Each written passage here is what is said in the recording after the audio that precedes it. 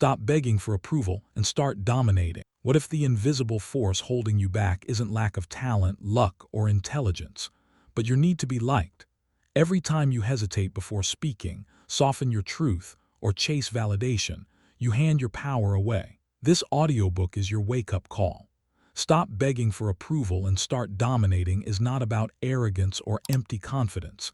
It's about reclaiming authority over your life. You'll discover why approval is addictive, how it quietly sabotages your decisions, and why the most respected people in any room stopped asking permission long ago. This is for the ones who are tired of shrinking, tired of over-explaining, tired of being overlooked. You don't need more motivation, you need a shift in identity. As you listen, you'll learn how to set boundaries without guilt, speak with certainty, and move through the world with unshakable self-respect. Stop chasing acceptance. Start becoming undeniable. Chapter 1. The Addiction to Approval. You didn't wake up one day and decide to seek approval. It didn't start as weakness or insecurity. It started as adaptation, as learning, as awareness. Early on, you learned that certain behaviors were rewarded and others were not. You learned when to speak and when to stay quiet. You learned what brought praise, what brought acceptance, and what brought silence. And without realizing it, your mind began to associate with safety. That pattern stayed with you. At first, it looked harmless. You listened well, you adjusted quickly. You learned how to read the room. You became reliable, cooperative, agreeable. People trusted you, people liked you, and liking felt good. It felt like confirmation that you were doing things right, so you repeated the behavior again and again. Notice it. Approval seeking is not loud, it is subtle. It shows up in small decisions, in the pause before you answer, in the extra sentence you add just to make sure you are understood, in the way you soften your truth so it lands more comfortably for others. None of this feels dramatic. It feels reasonable, responsible, polite. But habits don't need to be dramatic to be powerful. Over time, approval stops being feedback and starts becoming a filter. Every decision passes through it. Every choice is weighed against how it might be received. You don't just ask, "Is this right for me?" You also ask, "Will this upset anyone? Will this disappoint someone? Will this change how I'm seen?" And slowly, leadership erodes. Not because you lack ability, not because you lack intelligence, but because authority cannot fully exist when permission is required. Leadership demands direction. Approval-seeking demands consensus. Leadership moves forward. Approval-seeking waits. Stand still. Feel how often you've moved before you were ready. How often you've said yes before checking in with yourself. How often you've explained a decision that didn't need defending. That pattern didn't appear overnight, and it won't disappear overnight either. But awareness changes everything. This habit formed because it worked. It kept you included. It kept you safe. It helped you navigate complex environments. Honor that. There is no shame here. You did what you needed to do with the awareness you had at the time.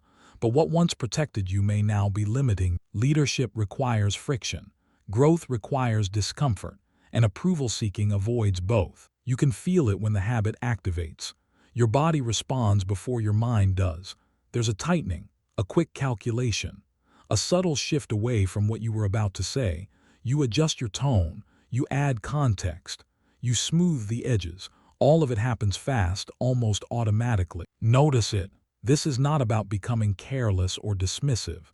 It is about becoming grounded. When approval matters too much, clarity weakens. You start negotiating with yourself. You delay decision. You hesitate at critical moments. And hesitation compounds. Every time you override your instinct, you send a message inward. You teach yourself that your first response cannot be trusted. That message accumulates. Over time, self-trust erodes not because you failed, but because you stopped listening. Stop explaining. Explanations often feel like kindness, but they can also be a form of self-abandonment. When you explain yourself unnecessarily, you hand over authority. You imply that your decision requires validation, that your boundaries are negotiable, that your direction is open for debate. Notice how often you do this. You explain why you're busy. You explain why you chose differently. You explain why now is not the right time. And with every explanation, you reinforce the habit. Approval-seeking thrives on external reference. Leadership thrives on internal alignment. One asks outward, the other answers inward. You cannot fully develop one while feeding the other. Stand still again. There is a quiet strength in not rushing to justify yours. In letting decisions stand on their own, in allowing others to process without managing their reactions. This is not indifferent. This is self-respect. Approval-seeking promises comfort, but it delivers tension.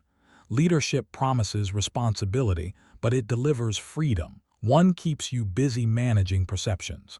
The other frees your energy to focus forward. You don't need to eliminate the habit all at once. Habits don't break through force. They break through awareness and replacement. First, you see it clearly. Then you interrupt it. Then you choose differently. Notice it. Notice when you speak longer than necessary. Notice when you feel the urge to soften a clear boundary. Notice when you wait for agreement before acting. This is not a flaw, it is data. The moment you notice the habit without judging yourself, you reclaim power. Judgment keeps you stuck. Awareness moves you forward. You are not here to criticize who you've been. You are here to lead who you are becoming. Approval-seeking keeps you reactive. Leadership makes you responsive. Reactivity chases outcomes. Responsiveness sets direction. When you stop chasing approval, your presence changes. You become calmer, more deliberate, less hurried. That calm is not weakness. It is stability. Stand still in it. You may worry that without approval you will lose connection. The opposite is true. When you lead yourself clearly, your relationships become cleaner. Expectations clarify. Respect deepens. You stop negotiating your identity. This is where erosion stops. Leadership doesn't require dominance. It requires self-possession. The ability to remain steady when others react. The discipline to hold your ground without aggression. The courage to move forward without applause. You already have this capacity. It has been waiting beneath the habit. Every time you resist the urge to explain, you strengthen it. Every time you pause instead of rushing, you strengthen it. Every time you choose alignment over approval, you strengthen it. Say it internally now. I notice it. I stop explaining. I stand still. Let those words settle, not as commands but as anchor. This chapter is not about fixing yourself. It is about seeing clearly. The habit formed for a reason, and it can be released with intention. You don't need to become harder. You need to become clearer. You don't need to push more. You need to trust more. As you move forward, this awareness will be tested. Situations will arise where approval is offered in exchange for compromise, where agreement feels easier than direction, where silence feels safer than truth. You will recognize those moments now, and recognition is the beginning of leadership. This awareness changes how you listen. It changes how you speak. It changes how you decide. You are no longer unconscious in this pattern. And once a habit is conscious, it cannot control you in the same way. Hold that, because the next step is not about others at all. It is about what happens when approval no longer leads, and something deeper begins to take its place. Chapter 2. Why you were trained to seek permission. You were not born waiting. You were not born asking. You were not born doubting your right to move. In the beginning, you acted freely. You reached. You explored. You trusted impulse without questioning. The habit of permission came later, shaped quietly through repetition, structure, and reward. Understanding this is not about blame. It is about clarity, and clarity restores power. From early on, guidance came wrapped in approval. Certain actions brought smiles, encouragement, relief. Others brought correction, silence, withdrawal. None of this was malicious, it was functional. Systems require order. Environments reward predictability, so you learned. You learned how to stay within lines. You learned when to wait. You learned that permission often came before movement, and over time, movement without permission felt risky. This training was subtle. It didn't announce itself. It blended into routines and expectations. You were praised for compliance. You were rewarded for patience. You were acknowledged when you followed sequence. Each reinforcement strengthened a simple association. Approval meant safety. Permission meant belonging.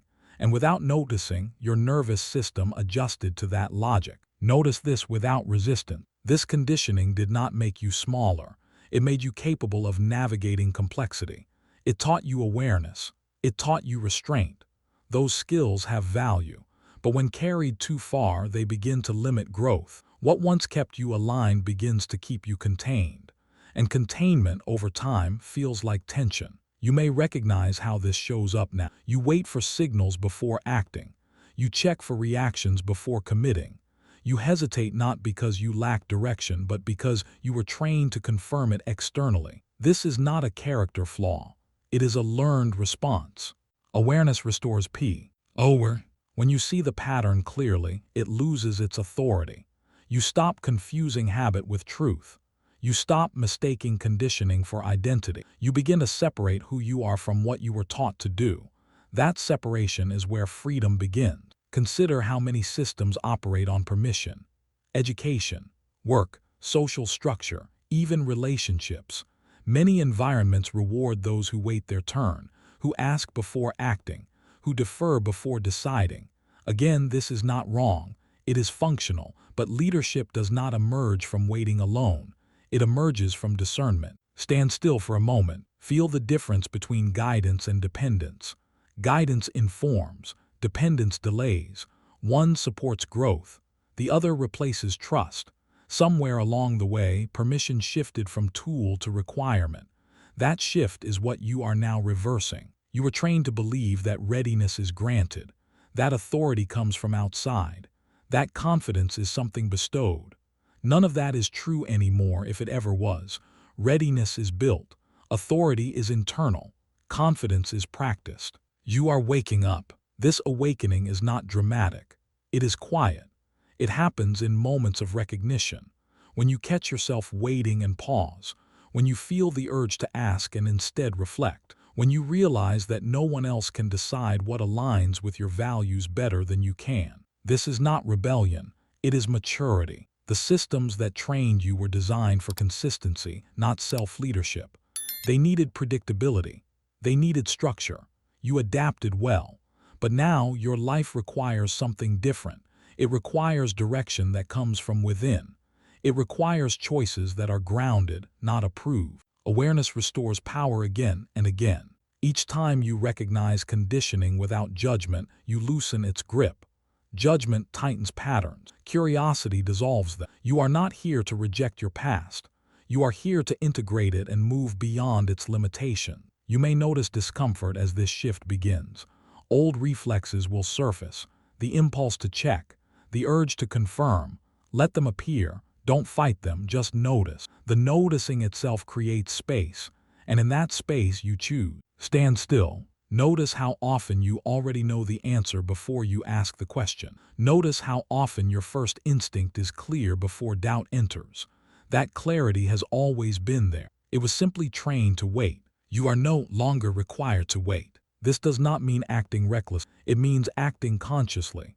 Conscious action is rooted in values, not reactions. It is steady, not rushed. Permission-seeking is anxious. Self-leadership is calm. Feel the calm that comes with ownership. You may fear that without permission you will make mistakes. You will. That is part of growth. Mistakes made in alignment teach faster than approval gained through avoidance. Leadership is not the absence of error. It is the ability to learn without losing direction. You are waking up to this truth. The moment you stop outsourcing authority, your posture changes, your voice steadies, your decisions simplify. You stop scanning for approval and start scanning for alignment. That shift saves energy. It restores focus. Awareness restores power in your body as well as your mind. Tension eases when you stop managing reactions. Breath deepens when you stop anticipating judgment. Presence increases when you stop waiting for the right moment and recognize that the moment is already here. You were trained, and training can be revised. Every time you act without asking, you retrain yourself. Every time you decide without explaining, you retrain yourself. Every time you trust your judgment, you retrain yourself. Say it internally now. I see the pattern. I understand it. I choose differently. Let that choice settle. This chapter is not about rejecting system. It is about reclaiming agency. You can respect structure without being controlled by it. You can value feedback without requiring permission. You can listen without waiting. You are waking up to your own authority. As you move forward, situations will test this awareness. You will feel the familiar pull to defer, to delay, to ask. When that happens, pause, breathe. Remember what you see now. Remember that awareness is not passive, it is active recognition. And recognition changes behavior. This awakening is gradual, but it is irreversible. Once you see how permission shaped you, you can no longer confuse it with who you are. That clarity becomes a foundation. And from that foundation, a stronger identity begins to form. One that does not wait, one that does not ask, one that moves with intention. Hold that awareness close, because what comes next is not about understanding anymore. It is about stepping fully into the person you are becoming and learning how to trust that power in motion. Chapter 3: The Silent Cost of Being Liked. Being liked feels harmless at first. It feels warm. It feels safe. It feels like connection. You learn early that acceptance brings ease, that agreement keeps things smooth, that being pleasant avoids friction. And so you adapt. You listen closely. You adjust yourself slightly. You soften edges. You become someone people enjoy being around. Nothing about that seems wrong. In fact, it often feels like strength. But there is a quiet price.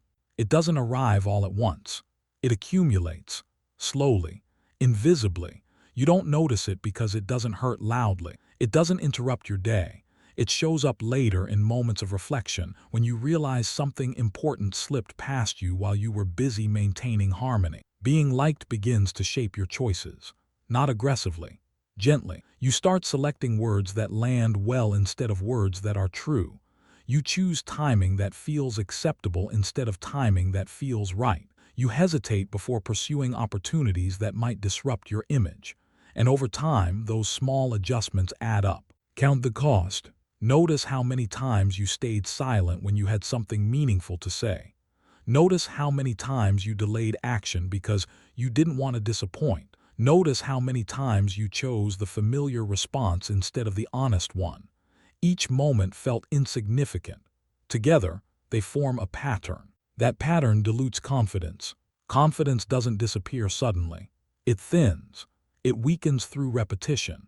Each time you prioritize being liked over being aligned, you send a quiet signal inward that your truth is negotiable. That signal doesn't feel dramatic, but it is powerful.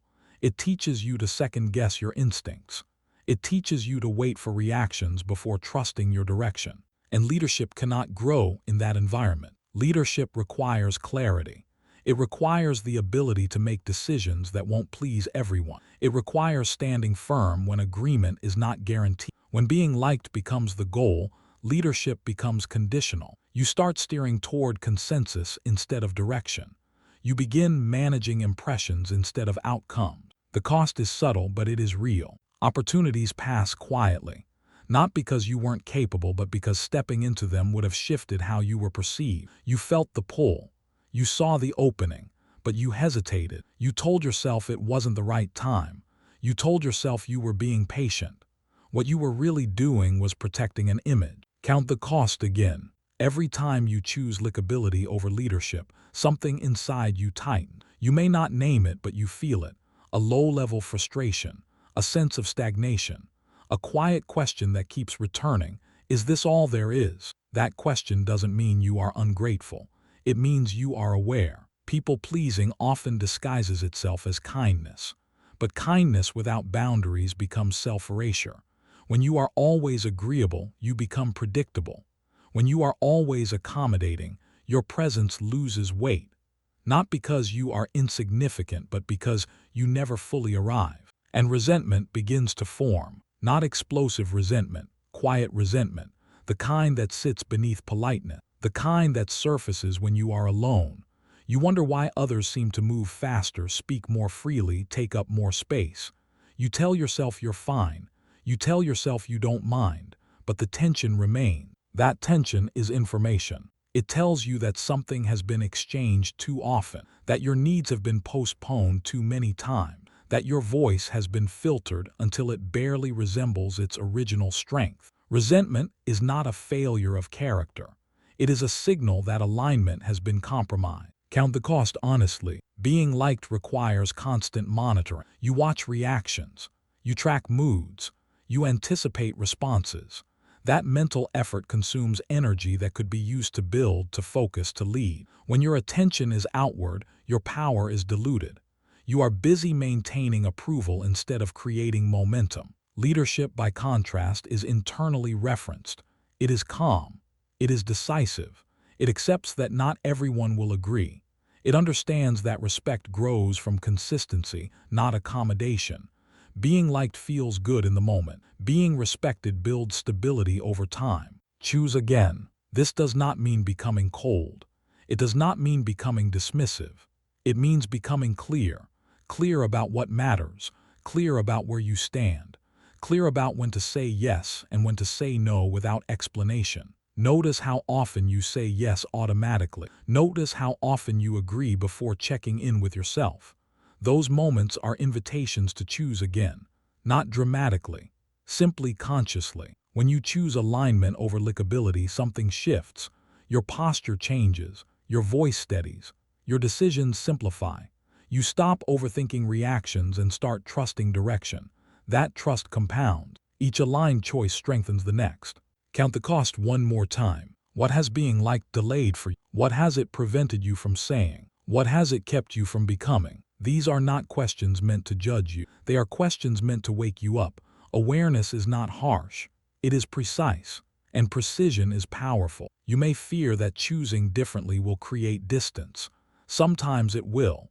But the connections that remain will be cleaner, more honest, less strained. You will no longer be negotiating your identity for comfort. You will be standing in. Choose again. This choice will feel uncomfortable at first. Old habits resist change. You may feel exposed when you stop managing impression. You may feel uncertain when you stop smoothing every edge. Stay with that feeling. It is temporary. What replaces it is stability. Being liked is expensive because it charges you over time. It takes pieces of your confidence. It delays your growth. It feeds quiet resentment. Leadership, on the other hand, requires payment up front. It asks for courage. It asks for clarity, but it returns freedom. You are capable of that exchange. Each time you speak honestly, you reclaim energy. Each time you act without seeking approval, you reclaim focus. Each time you choose alignment, you reclaim yourself. Say it internally now. I count the cost. I choose again. Let those words settle. This chapter is not about rejecting connection. It is about redefining it. True connection does not require self-betrayal. True respect does not demand constant agreement. You are allowed to be steady. You are allowed to be clear. You are allowed to lead. As you move forward, moments will arise where being liked feels easier than being aligned. You will recognize those moments now. That recognition is your advantage. Pause there. Breathe. Choose again. Because what lies ahead requires more than approval. It requires presence. It requires direction. And it begins when being liked no longer decides for you, and something stronger quietly takes its place. Chapter 4. The moment you decide who you are. There is a moment that does not announce itself. No applause, no signal, no dramatic shift in the outside world. Yet it becomes the most important moment of your life. It is the moment you stop waiting to feel ready and decide who you are, not later, not after more proof, now. Until this point, much of your movement has been reactive, responding to expectations, adjusting to circumstances, adapting to what feels required. Even growth, at times, has been driven by pressure instead of intention. But identity is not built by reaction. Identity is built by decision. This is where that changes. Confidence does not arrive like inspiration. It is not discovered. It is not found hiding somewhere in the future. Confidence is claimed the moment you choose to stand by a decision and carry it forward, regardless of how you feel in that moment. Feeling follows action. Identity follows commitment. You don't become confident and then act. You act and confidence catches up. This is difficult to accept because it removes excuses. It removes waiting. It removes the idea that something outside of you must change first. Decision places responsibility back where it belongs, with you. Stand still here. Notice how often you've told yourself you'll move once you feel more certain, once you feel stronger, once you feel more prepared. That waiting has felt logical, safe, responsible, but certainty is not the starting point. It is the result. The moment you decide who you are, behavior reorganizes around that decision. Your standards shift, your tolerance changes, your attention sharpens. This is not motivation. Motivation fades. This is commitment. Commitment holds when motivation disappears. You have lived long enough to know this. Think about the moments in your life where you truly changed, not temporarily, permanently. Those shifts did not come from excitement. They came from resolve. A quiet, internal line crossed, a point where returning to the old way was no longer acceptable. That is the moment you are approaching again. Decision is not loud. It is firm. It doesn't need witnesses. It doesn't require permission. It happens privately and expresses itself publicly over time. When you decide who you are, you stop negotiating your behavior with your moods. Stand still again. Feel the difference between wanting and deciding. Wanting is light. It floats. It disappears when challenged. Deciding has weight. It anchors you. It changes how you respond under pressure. This is where identity forms. Identity is not what you say about yourself. It is what you consistently do, especially when no one is watching. Every decision you make is a vote for the person you are becoming. You don't need perfect decisions.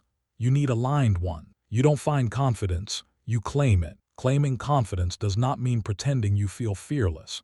It means acting as the person you choose to be even when fear is present. Fear does not disqualify you. Avoidance does. Uncertainty does not weaken you. Inaction does. Notice how powerful that realization is. You have been waiting for confidence to give you permission, but confidence is built by permission you give yourself. The moment you decide, your nervous system adapts. Your mind follows. Your body learns to hold the posture of someone who stands by their word. This decision will feel uncomfortable. That discomfort is not a warning. It is evidence that something new is forming. Old identities resist change. They prefer familiarity. But familiarity is not the same as alignment. You are choosing alignment now. This is where excuses lose their grip. Not because you fight them, but because they no longer apply. Excuses exist to protect an identity that no longer fits. When identity changes, excuses become irrelevant. Stand still in that truth. You don't need to overhaul your life today. You need to decide who you are today. Behavior will follow, habits will follow, results will follow, but identity must come first. You are not deciding what you will achieve. You are deciding who you will be while achieving. That distinction matters. Achievement can happen accidentally. Identity cannot. Identity is built through repeated self-respect, through keeping promises to yourself, through choosing direction even when outcomes are uncertain. Say it internally now. I decide who I become. Feel the steadiness in those words. They do not rush, they do not ask, they state. From this point forward, your decisions begin to align with that declaration. You stop abandoning yourself in small ways. You stop minimizing your standard. You stop delaying what you know matters. This does not make life easier. It makes it clearer. Clarity brings responsibility. Responsibility brings strength. Strength brings calm. That calm is not passive. It is controlled. It is grounded. It allows you to move through challenge without losing direction. You may notice resistance from the outside, not always spoken, sometimes subtle, sometimes energetic. When you change internally, dynamics shift. This is not a problem, it is confirmation. You are no longer operating on old terms. Stay with that. The moment you decide who you are, you stop chasing versions of yourself. You stop comparing. You stop adjusting to match expectations that no longer align. You begin acting from principle instead of preference. Principles hold under pressure. This decision becomes a reference point. When uncertainty appears, you return to it. When doubt surfaces, you return to it. When temptation to revert arises, you return to it. I decide who I become. This is not arrogance, it is ownership. Ownership of your actions, ownership of your direction, ownership of your growth. You are not asking the world to change for you. You are changing how you show up in the world. That is leadership. Leadership begins with self-command. Stand still one last time in this chapter. Notice how this decision already feels different from motivation. Motivation pushes. Decision anchors. Motivation excites. Decision steadies. Motivation depends on mood. Decision transcends it. You are not here to feel ready. You are here to be ready. As you move forward, this decision will be tested. Old habits will invite you back. Comfort will whisper. Familiarity will pull. You will recognize those moments now, and recognition gives you choice. Choose again. Choose alignment. Choose commitment. Because from this point on, the question is no longer who you could be. The question is whether you will continue to stand by the decision you just made. And that answer is written not in words, but in what you do next. Chapter 5. Discomfort is not the problem you were taught to believe it is. It is not a warning sign. It is not a signal to retreat. It is not evidence that something has gone wrong. Discomfort is the body and mind adjusting to expansion. It is the sensation of leaving what is familiar and stepping into what is, and every meaningful step forward passes through it. You have been conditioned to to associate comfort with safety, to avoid tension whenever possible. That conditioning made sense when the goal was stability. But stability is not the same as growth. Stability preserves what already exists. Growth demands change, and change always creates discomfort before it creates strength. Stay. Notice how quickly your mind tries to escape discomfort. It looks for distractions. It looks for justification. It looks for reasons to delay, to soften, to step back into what feels manageable. That reflex is not weakness. It is habit, and habits can be interrupted. Discomfort feels dangerous only because it is unfamiliar. Your nervous system prefers what it can predict. Even if what it predicts keeps you small, comfort keeps routines intact.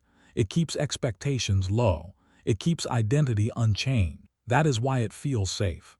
But safety without growth becomes stagnation. Breathe. Slow your breath and feel what discomfort actually is. It is tension without injury.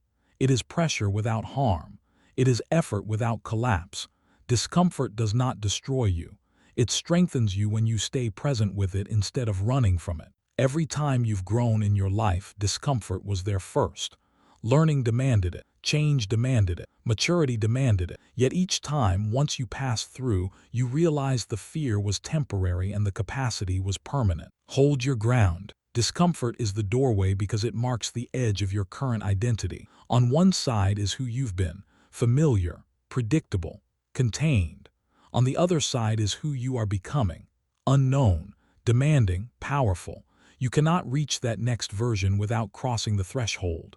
And the threshold feels uncomfortable by design. If growth felt comfortable, you would have outgrown your limits long ago. Notice how discomfort shows up now. It may appear as doubt, as restlessness, as the urge to quit just before momentum builds. It may feel like exposure, like vulnerability, like uncertainty. None of that means you are doing something wrong. It means you are doing something new. Stay. The instinct to retreat appears strongest right before expansion. This is where most people turn back, not because they are incapable, but because they misinterpret discomfort as danger. You are learning to read it differently now. Discomfort is proof that your current limits are being challenged. Breathe. When you breathe through discomfort, you teach your body that growth is survivable. When you remain present, you build trust with yourself. That trust compounds. It becomes resilience, and resilience becomes confidence that no external validation can give you. Comfort keeps you small because it keeps you unchanged. It keeps your reactions familiar. It keeps your decisions predictable. Discomfort invites adaptation. It asks you to develop new skills, new responses, new strength. Hold your ground here. You don't need to rush through discomfort. You don't need to overpower it. You only need to stay long enough for it to do its work. Growth is not about force. It is about tolerance. The ability to remain steady while something unfamiliar reshapes you. Notice how discomfort loses intensity when you stop resisting it. Resistance amplifies it. Presence neutralizes. When you stop telling yourself that something is wrong, your system settles. You begin to see clearly again. Stay. This is where discipline forms. Not the discipline of pushing harder, but the discipline of remaining when leaving would be easier. That discipline builds self-respect. Each time you stay, you prove to yourself that you can handle more than you thought. Breathe. Let your breath anchor you. Breath slows the nervous system. slows the urge to escape, slows the stories your mind creates. In that slower state, you regain choice.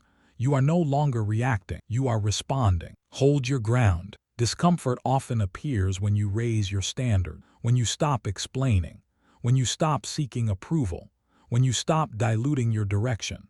Those changes disrupt old patterns. Discomfort follows because the old identity resists being replaced. That resistance is not a signal to stop.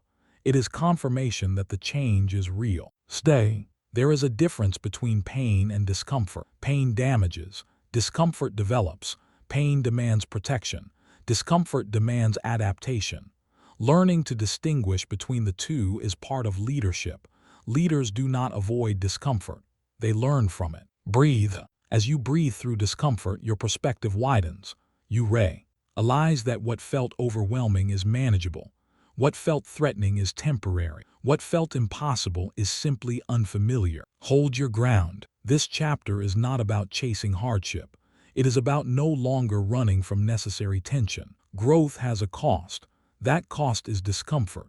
And every time you pay it, you expand your capacity. Comfort keeps you small because it never asks you to change. Discomfort invites you to become more. Stay. You may notice discomfort appearing in conversations now, when you speak honestly, when you say no, when you assert a boundary, when you move without approval. That discomfort is the residue of old conditioning dissolving. Let it dissolve. Breathe. You don't need to explain yourself to ease discomfort. You don't need to justify your growth. You only need to remain present while your system recalibrates. Hold your ground. Discomfort will try to convince you that ease is the reward. It is not. Ease is the pause between challenges. Growth is the reward. Capability is the reward. Self-trust is the reward. Stay. The more you stay, the shorter the discomfort lasts. The quicker your system adapts. The faster your identity stabilizes at a higher level.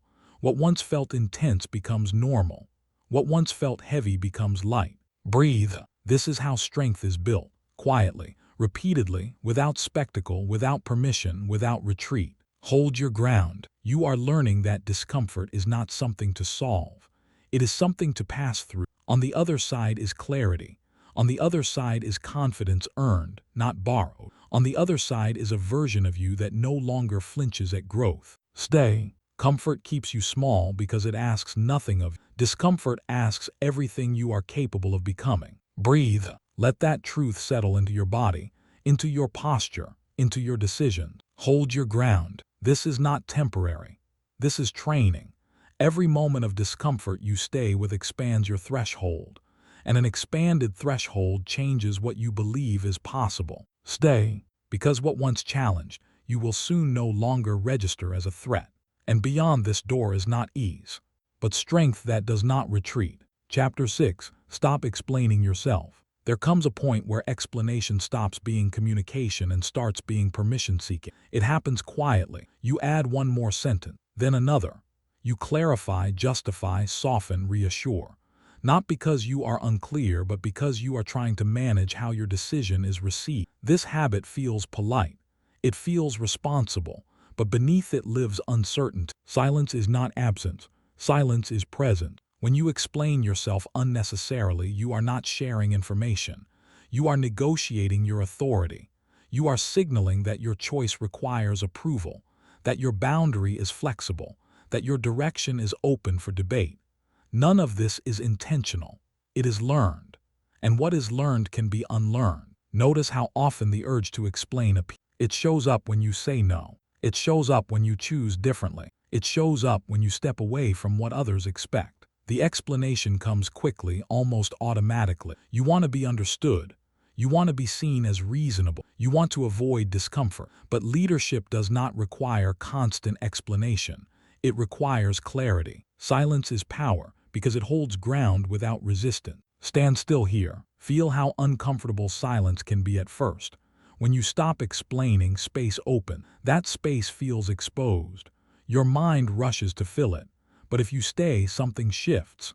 The need to justify fades.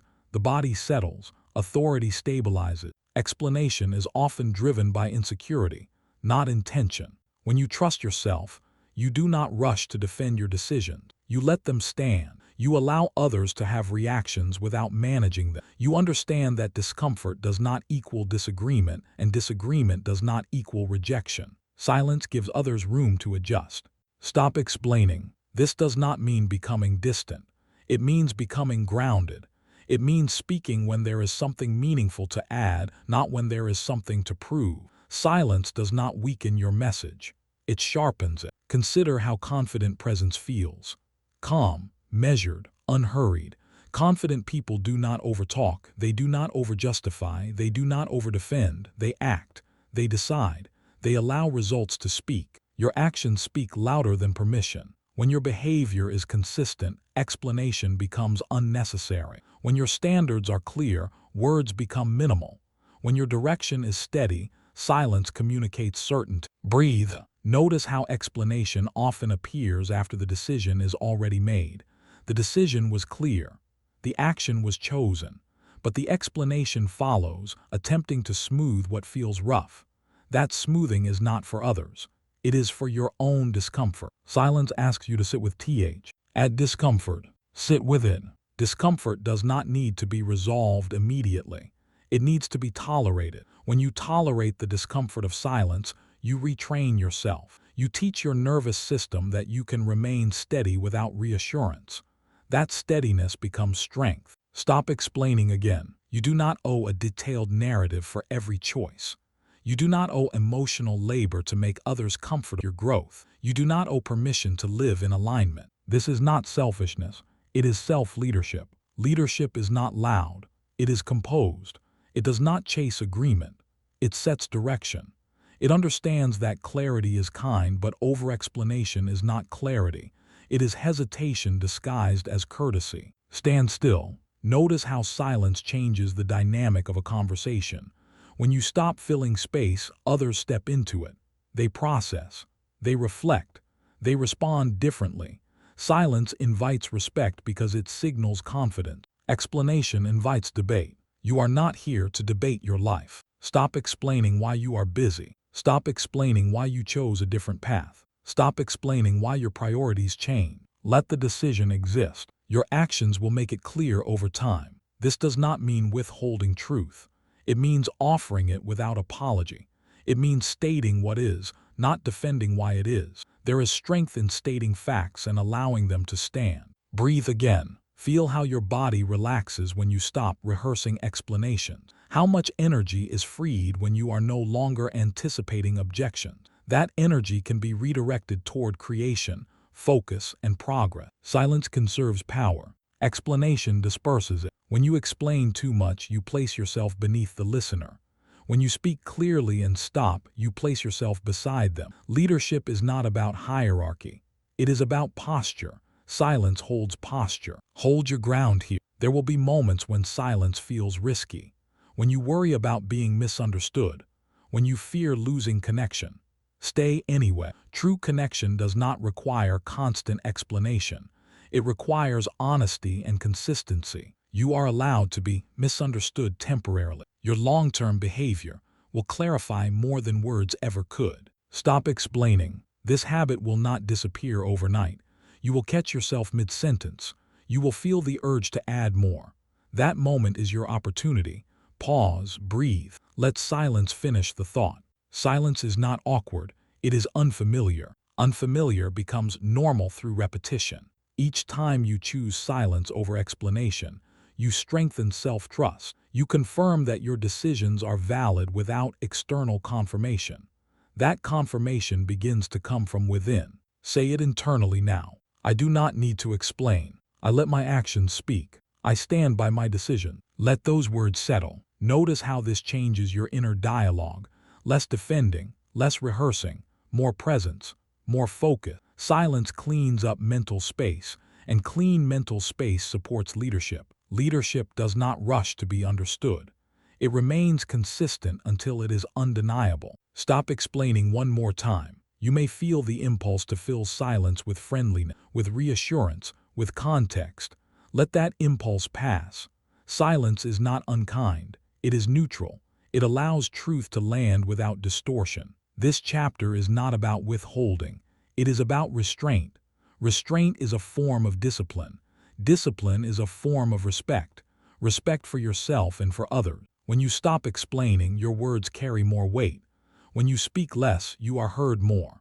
When you act consistently, explanation becomes unnecessary. Your actions speak louder than permission. As you move forward, you will notice moments where silence feels like a test, where the old habit demands expression, where the new identity asks for restraint. Pause there. Breathe.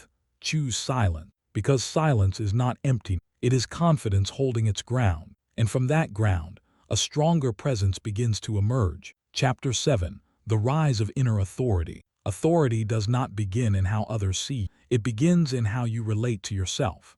Long before confidence is visible, it is internal. Long before leadership is recognized, it is practiced privately. Inner authority is not something you claim once.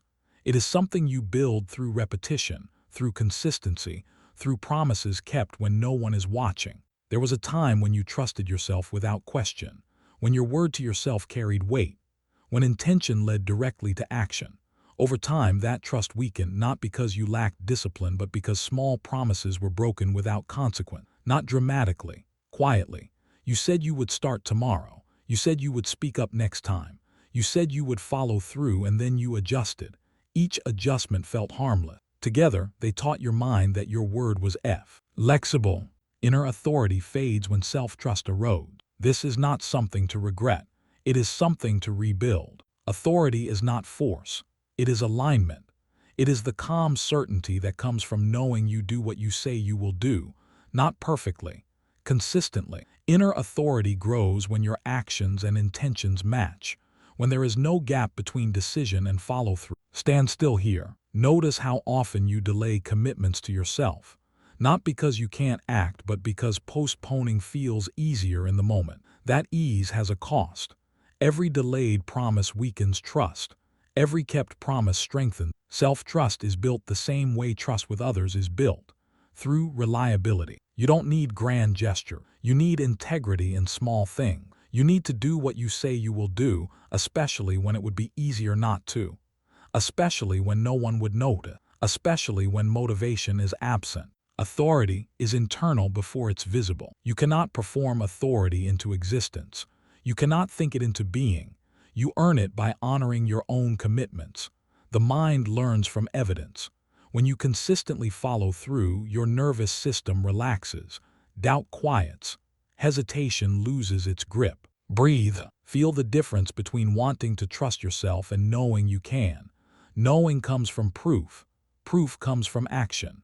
Action comes from decision carried through. Inner authority does not rush. It is patient. It does not announce itself. It accumulates, slowly at first, then unmistakably. Notice how powerful it feels when you keep a promise to yourself, even a small one. The sense of steadiness, the quiet pride, the absence of inner negotiation. That feeling is not arrogance. It is alignment. Stand still again. You have been taught to look outward for authority, titles, roles, validation, approval, but none of those create inner command. They may influence perception, but they do not stabilize identity.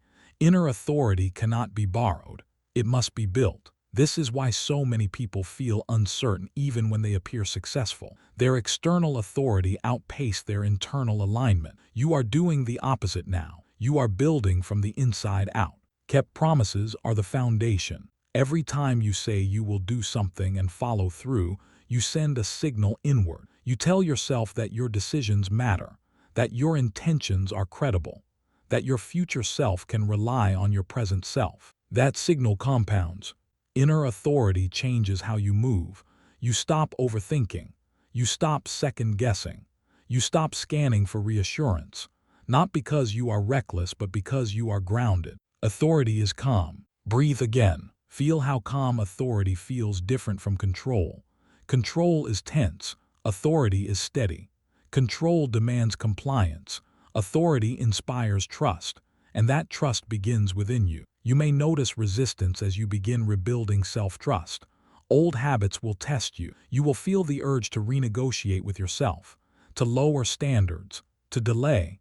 When that happens, pause, notice, choose differently. This is where authority is forged. Stand still. You do not need to become rigid. Flexibility has its place, but flexibility without integrity becomes avoidance. Integrity means you choose consciously, not conveniently. Choose commitments you can honor, then honor them. It is better to promise less and keep it than to promise much and abandon it. Inner authority values reliability over ambition. Ambition can grow later. Trust must come first.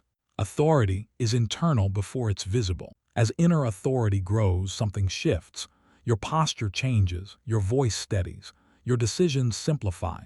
You no longer need to convince yourself. You know where you stand. This is not loud confidence. It is quiet certainty. Others will feel it before they name it. They will respond differently, not because you demand respect, but because you embody consistency. Respect follows reliability, but the true reward is internal. When you trust yourself, life becomes lighter. You carry less mental friction.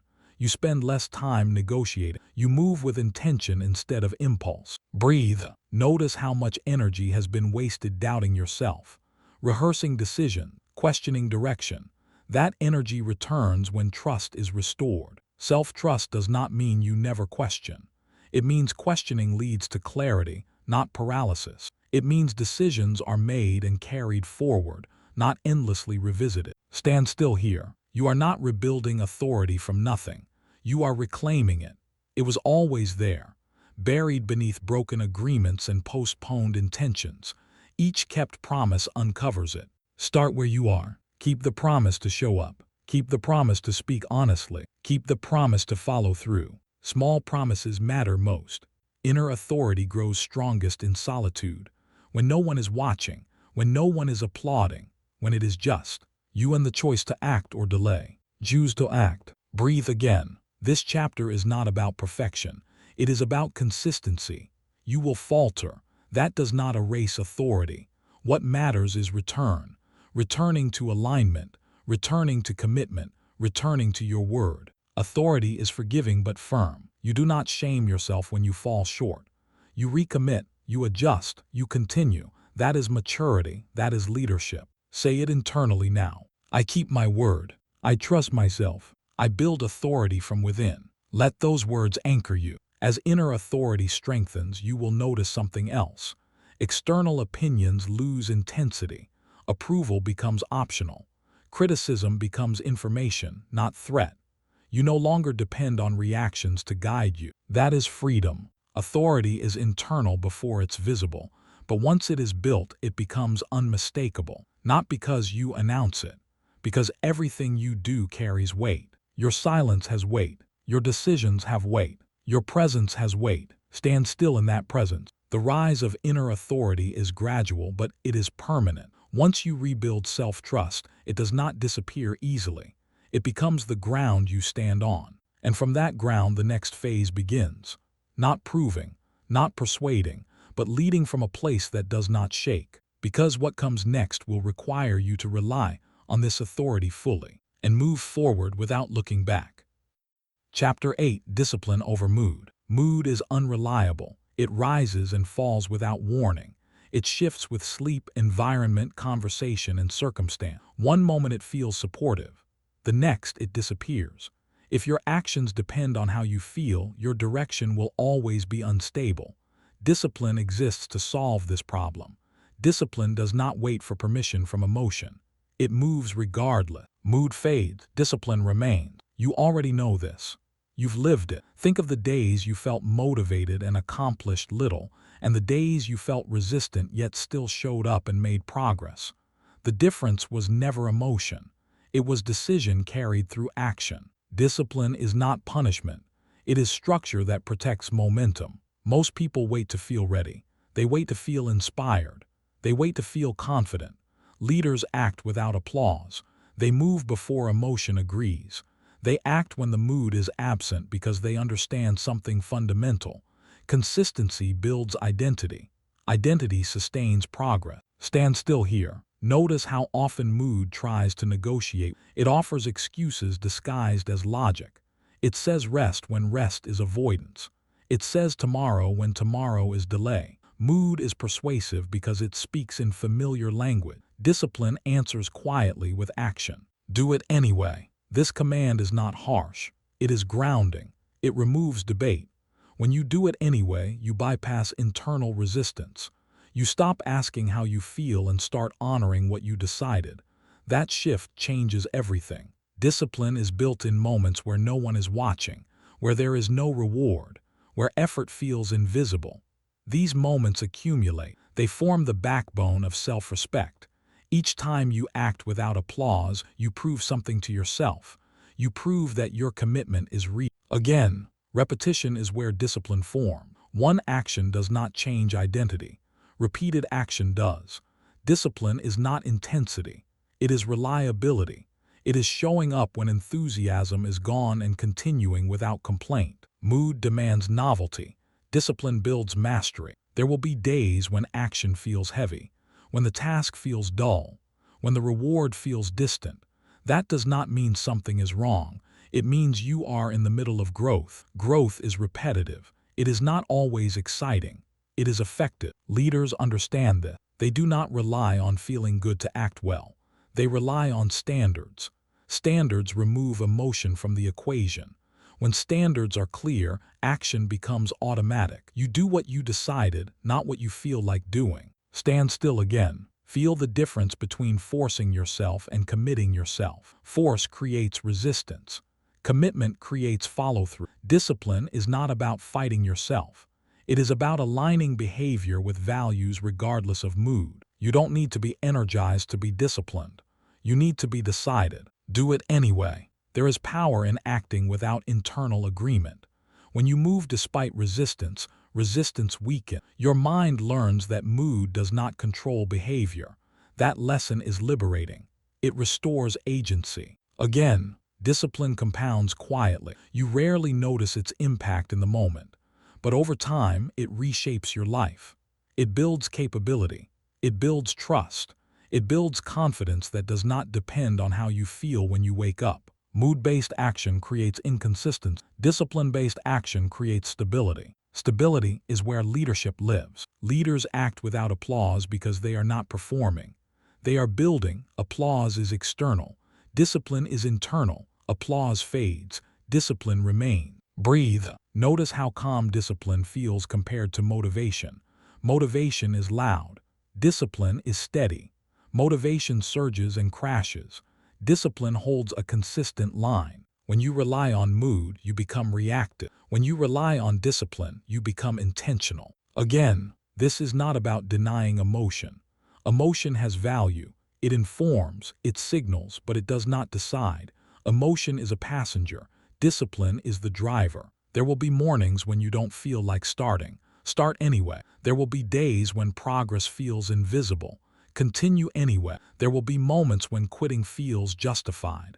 Stay anyway. Do it anyway. Each time you act without emotional support, you strengthen your nervous system. You teach yourself that discomfort is manageable. That effort does not require enthusiasm. That follow-through is possible even when mood resists. Again, discipline builds confidence indirectly.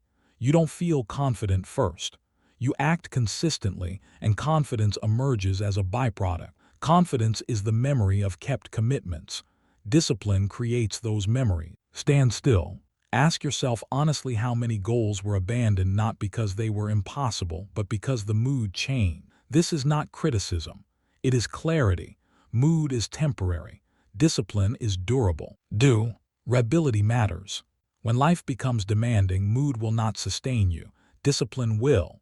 When pressure increases, mood will fluctuate. Discipline will anchor you. When results take time, mood will waver. Discipline will carry you through. Leaders know this because they've lived it. Again, discipline does not mean rigidity. It means priority. It means choosing what matters even when it is inconvenient. It means honoring commitments when they are no longer exciting. There is freedom in this. When discipline is established, you spend less time negotiating with yourself. Decisions are already made. Actions are pre-decided. Mental energy is conserved. Focus deepens. Breathe again. Notice how exhausting it is to constantly decide based on feeling. Discipline removes that fatigue. It simplifies life. It reduces friction. Do it anyway. You are not waiting to feel like the person you want to become. You are acting as that person now. That is how identity shifts. Identity follows behavior, not intention. Again, each repetition reinforces the message. You are reliable. You are consistent. You are capable of action independent of mood. This does not mean ignoring rest. Rest is intentional. Avoidance is emotional. Discipline includes knowing when to pause and when to persist. Mood cannot make that distinction clearly. Discipline can. Stand still here. Feel how this principle stabilizes everything. Work, relationships, growth. When discipline leads, chaos decreases. When mood leads, instability follows. Leaders act without applause because they are committed to outcomes, not reactions. They understand that the work matters even when it goes unnoticed. That understanding frees them from dependence on recognition. Again, this chapter is not asking you to become harder.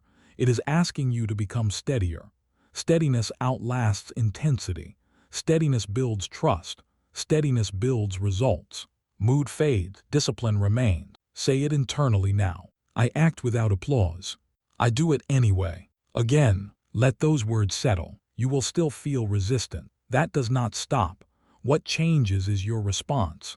Resistance no longer dictates behavior. It becomes background noise. Again, every time you choose discipline over mood, you strengthen leadership within yourself. Leadership is not charisma.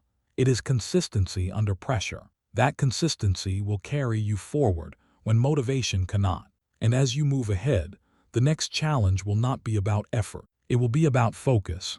Because discipline creates momentum, and momentum demands direction. Again, Chapter 9, when they do understand you, there will be moments when you realize something has shifted, not inside you, but around you. Conversations feel different. Reactions feel muted or confused. People who once nodded easily now hesitate. You sense a distance that wasn't there before. Not because you've done something wrong, but because you've grown beyond what was familiar. This is the moment many people panic. They rush to explain. They rush to clarify. They rush to restore understanding. But misunderstanding is not failure. Misunderstanding is a sign of growth. When you change internally, the external world takes time to adjust.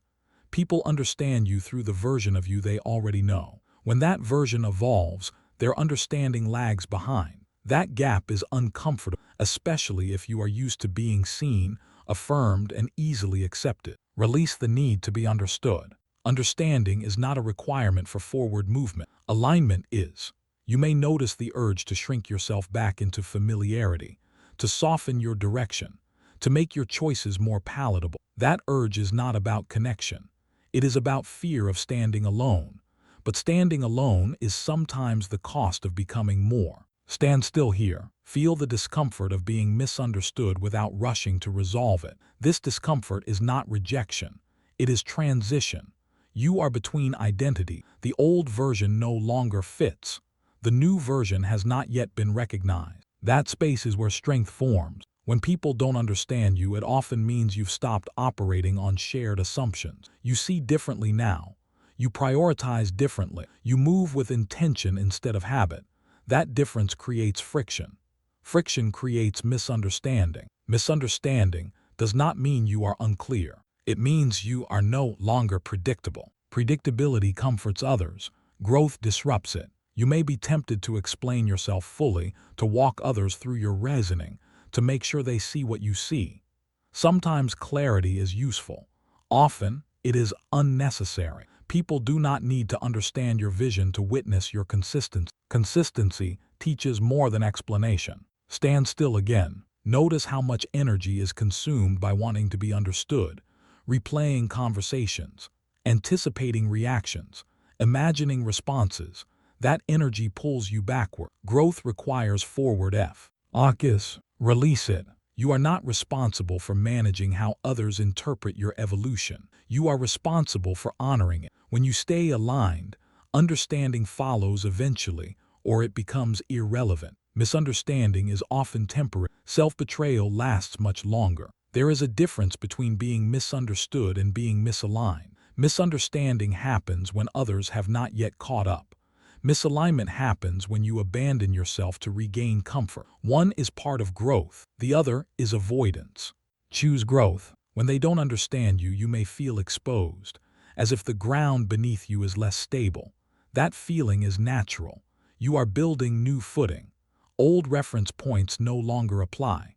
You are learning to trust yourself without external confirmation. This is leadership in its early form. Leaders are often misunderstood before they are recognized, not because they are unclear, but because they are ahead of the curve.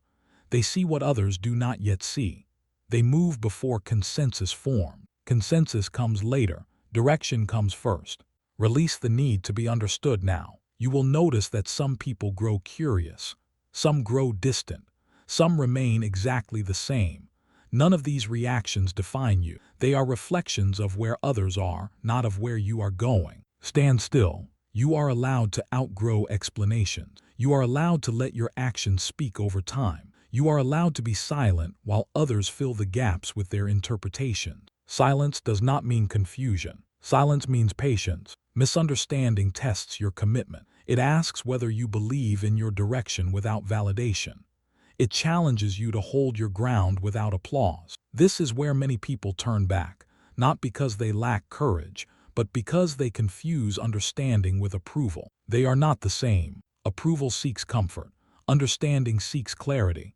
Neither is required for alignment. Release them. When you stop chasing understanding, something unexpected happens. Your mind quiets. You become less reactive. You stop adjusting yourself to be legible. You allow yourself to be consistent instead of convenient. Consistency is unmistakable over time. Stand still again. Think about the people you respect most. Chances are they were not always understood. They moved differently. They thought independently. They did not rush to make themselves comfortable for others. Over time, their steadiness spoke louder than explanation ever could. You are stepping into that steadiness now. This does not mean becoming cold. It means becoming rooted. Rooted people do not sway with every reaction. They remain anchored while others adjust. Misunderstanding often precedes respect. At first, others may question your choices. Then they watch. Then they notice patterns.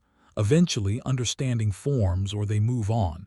Either outcome is acceptable. Release the need to control it. You may feel the urge to overcommunicate, to justify decisions, to provide context. Ask yourself honestly whether that urge serves alignment or comfort. Alignment rarely requires excessive explanation. Comfort often does. Choose alignment. Stand still. Let the unfamiliar quiet of being misunderstood settle. This quiet is not empty. It is spacious. It allows you to hear yourself more clearly. It allows your instincts to sharpen.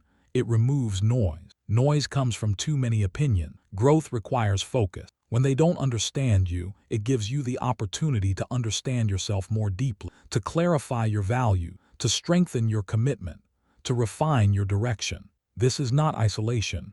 It is refinement. Misunderstanding is not permanent unless you abandon your course. Stay consistent and clarity emerges, not through persuasion but through proof. Proof takes time. Release urgency. Urgency to be understood creates anxiety. Patience creates authority. Authority is calm because it trusts outcomes over impressions. Stand still again. Notice how your posture changes when you stop seeking understanding. Shoulders relax. Breath deepens. The need to perform dissolves. You become more yourself, not less. That is the paradox. By releasing the need to be understood, you become more authentic. Authenticity attracts the right understanding at the right time. Some people will never fully understand you. That is not a loss. It is alignment sorting itself. Misunderstanding is a sign that you are no longer operating at the same level. You are seeing further. You are moving with intention. You are no longer bound by shared limitation. That is growth. You may grieve the ease of being easily understood. That ease belonged to a smaller version of you. Honor it, then release it. Stand still. This chapter is not asking you to reject others. It is asking you to stop requiring them to validate your evolution. Growth is not a group decision. It is a personal commitment. When they don't understand you, remember you understand you. You trust you. You are aligned. That is enough. Say it internally now. I release the need to be understood. I stay aligned. I move forward. Let those words settle. As you continue, you will notice that misunderstanding loses its sting. It becomes information, not threat. It tells you that change is happening, that old patterns are dissolving, that you are no longer blending in where you once did. Blending in was never the goal. Leadership requires separation before it creates direction. You are in that separation now. It is temporary but necessary. Stay with it, because what comes next will require even deeper trust in your own judgment, even less reliance on reaction, even more commitment to focus. And that focus will sharpen everything you do, once you stop looking back to see who understands. Chapter 10. Standing alone without feeling lonely. There comes a stage in growth where the noise fades, not because the world has gone quiet, but because you have stepped into a space where fewer people can follow. This is the space where solitude appears, and many mistake it for loneliness. They are not the same. Loneliness is the absence of connection. Solitude is the presence of self. You are not losing people. You are gaining clarity. Standing alone does not mean you have failed. It means you are no longer relying on external energy to move. It means your direction is becoming internally powered. This phase feels unfamiliar because it removes distraction. It removes constant feedback. It removes the comfort of shared hesitation. And yet it strengthens you. Strength in solitude is not loud. It is steady. It forms when you are no longer leaning on reactions, opinions, or reassurance to validate your movement. You begin to feel your own weight, your own rhythm, your own pace. That can feel uncomfortable at first. You may notice moments where you want to reach out to explain, to seek confirmation. That impulse does not mean you are weak. It means you are adjusting to self-reliance. Self-reliance is not isolation. It is grounding. Stand still here. Feel the difference between being alone and being lonely. Loneliness drains. Solitude restores. Loneliness pulls outward. Solitude pulls inward. When you are lonely, you seek noise to escape yourself. When you are in solitude, you listen to yourself without distraction. Clarity lives there. Clarity does not arrive in crowds. It arrives in quiet moments where there is nothing to perform and nothing to prove. In solitude, you are no longer reacting. You are observing. You are no longer adjusting. You are aligning. This is where direction sharpens. You don't need a crowd to move forward. Crowds create momentum, but they also dilute intention. They influence pace. They influence direction. They introduce comparison. Solitude removes those variables. It allows you to move at the speed of alignment. That speed may be slower. It may also be unstoppable. Stand still again. Notice how your thoughts change when you are alone without distraction. At first, they may feel louder. Unresolved ideas surface. Old doubts appear. Stay with it. Silence is not empty. It reveals what has been waiting underneath constant stimulation. Breathe. As you remain in solitude, the noise begins to organize itself. Thoughts become clearer. Priorities simplify. You stop chasing multiple directions. One path becomes obvious. That path may not be easy, but it is clear. Clarity brings calm. Many people avoid solitude because it removes escape. But escape was never the solution. Escape delays understanding. Solitude accelerates it. Standing alone does not mean cutting yourself off. It means you are no longer dependent. You choose connection rather than needing it. That choice changes everything. Strength grows when you realize you can move forward without an audience. Stand still. You may worry that solitude means missing out, that others are moving faster together, that you are falling behind. This is an illusion. Growth is not a race. It is an alignment process. Those who rush together often stall together. Those who move alone build resilience. Resilience lasts. In solitude, you build a relationship with yourself that cannot be shaken by absence or disapproval. You learn how you think under pressure, how you respond to uncertainty, how you make decisions without reinforcement. That knowledge is powerful. Clarity in silence allows you to hear your own standards, without comparison, without noise, without interference. You begin to recognize what matters and what does not. You stop chasing relevance. You focus on substance. Substance builds legacy. Stand still again. You are not meant to stay alone forever. Solitude is a phase, not a destination, but it is a necessary phase. It recalibrates you. It strengthens your core. It ensures that when you reconnect, you do so from stability, not need. Loneliness says, I am missing something. Solitude says, I am building something. Breathe. Feel how solitude creates space. Space to think, space to recover, space to plan.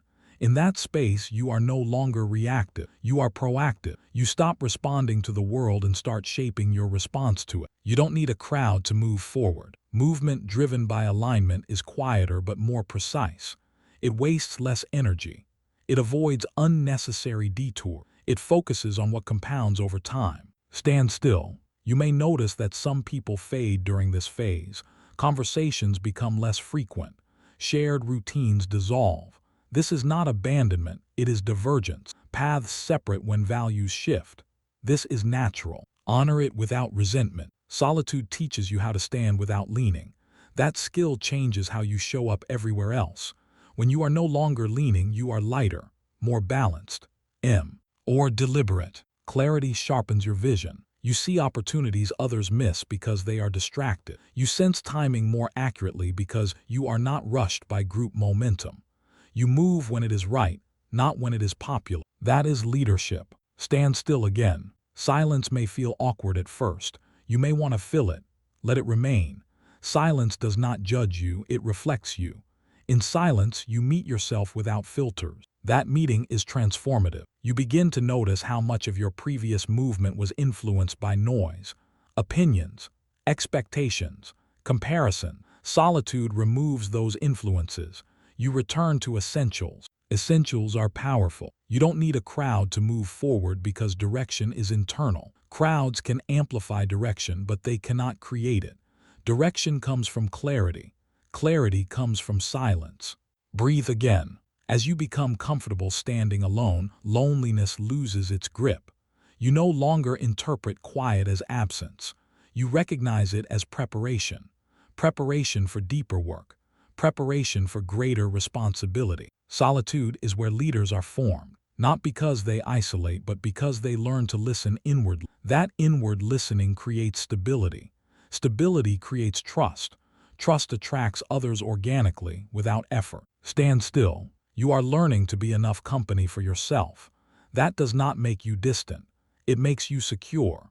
Secure people connect more deeply because they are not seeking completion. They are offering presence. Clarity in silence also reveals distractions you no longer need, habits that waste time, conversations that drain energy, obligations that dilute focus.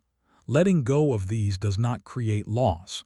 It creates capacity. Capacity allows growth. You don't need a crowd to move forward, but you do need courage to stay when silence feels uncomfortable. Stay. Breathe. Let the adjustment happen. Stand still again. As solitude strengthens you, you will notice something subtle. You begin to enjoy your own company, not in isolation but in groundedness. Decisions feel cleaner. Days feel more intentional. Movement feels purposeful. This is not loneliness. This is self-trust maturing. Solitude does not mean you reject connection. It means you are no longer controlled by it. You choose where to invest your energy. You choose who has access. That selectivity preserves strength. Strength allows generosity. When you reconnect from this place, relationships feel different. Lighter, more honest, less dependent. You no longer seek to be filled. You share from fullness. Stand still. This chapter is not asking you to withdraw from the world. It is asking you to stop fearing your own company, to recognize solitude as training, not punishment, to understand that silence is not empty. It is instructive. Clarity grows in quiet. You don't need constant input to move forward. You need direction. Direction emerges when noise fades. Breathe. As you continue, solitude will feel less like standing alone and more like standing firmly. Firm in your values, firm in your pace, firm in your direction. That firmness creates presence. Presence draws respect. Presence draws opportunity. Presence draws the right people at the right time. You don't need a crowd to move forward. Say it internally now. I am strong in solitude. I find clarity in silence. I move forward without needing a crowd. Let those words settle. This phase will not last forever, but what it builds will. The strength you gain here becomes the foundation for everything that follows. You will not rush to fill space anymore. You will move when it matters. And when you do reconnect, you will not lose yourself in the crowd. You will stand within it, unshaken, clear, and firmly grounded in who you are becoming. Chapter 11. The Power of Delayed Gratification. There is a quiet power that separates those who rise from those who repeat the same cycle. It is not talent. It is not intelligence. It is not luck. It is the ability to wait without quitting and work without reward. Delayed gratification is not denial. It is direction. It is the decision to trade short-term comfort for long-term strength. Most people know what they want. Few are willing to wait for. The world rewards immediacy, quick results, fast feedback, instant relief. You are constantly invited to take the shortcut, to choose what feels good now over what builds power later. That invitation is subtle. It doesn't demand. It tempts. And each time you accept it, progress slows. Winners wait and work. Waiting does not mean pausing your life. It means resisting the urge to cash in early. It means staying committed when results are not visible. It means continuing to build when recognition is absent. This kind of waiting requires discipline, not passivity. Stand still here. Notice how your body reacts to the idea of waiting. There may be tension, impatience, a desire for reassurance. That response is normal. Delayed gratification challenges the nervous system because it removes immediate payoff. But what it gives in return is something far more valuable: control. When you delay gratification, you reclaim authority over impulse. Impulse seeks relief. Gratification seeks comfort. Neither builds dominance. Dominance is built through consistency applied over time, quietly, repeatedly, without negotiation. Short-term sacrifice is not punishment. It is investment. Every time you choose effort over ease, you invest. Every time you choose focus over distraction, you invest. Every time you choose patience over impulse, you invest. The returns are not instant, but they are compounding. Breathe. Feel the steadiness in that idea. Compounding does not rush. It grows silently. That is why so many people underestimate. They cannot see progress, so they assume it is not happening. But beneath the surface, something is forming. Winners understand this. They do not chase immediate validation. They chase alignment. They build when no one is paying attention. They train when no one is watching. They wait while others rush. And when results arrive, they arrive decisively. Stand still again. Delayed gratification asks a simple question over and over. Can you stay committed without proof? Can you continue without applause? Can you work without guarantee? Each time you answer yes, you strengthen your future position. Most people answer no without realizing it. They drift. They adjust goals to match comfort. They abandon direction for relief. Over time, that pattern becomes identity. You are choosing differently. Short-term sacrifice often looks unremarkable. Fewer distractions, tighter routines, clear priorities. It may even look boring, but boredom is not stagnation. It is focus uninterrupted by novelty. Novelty feels productive. Focus is productive. Winners wait and work. They understand that momentum built slowly is harder to stop.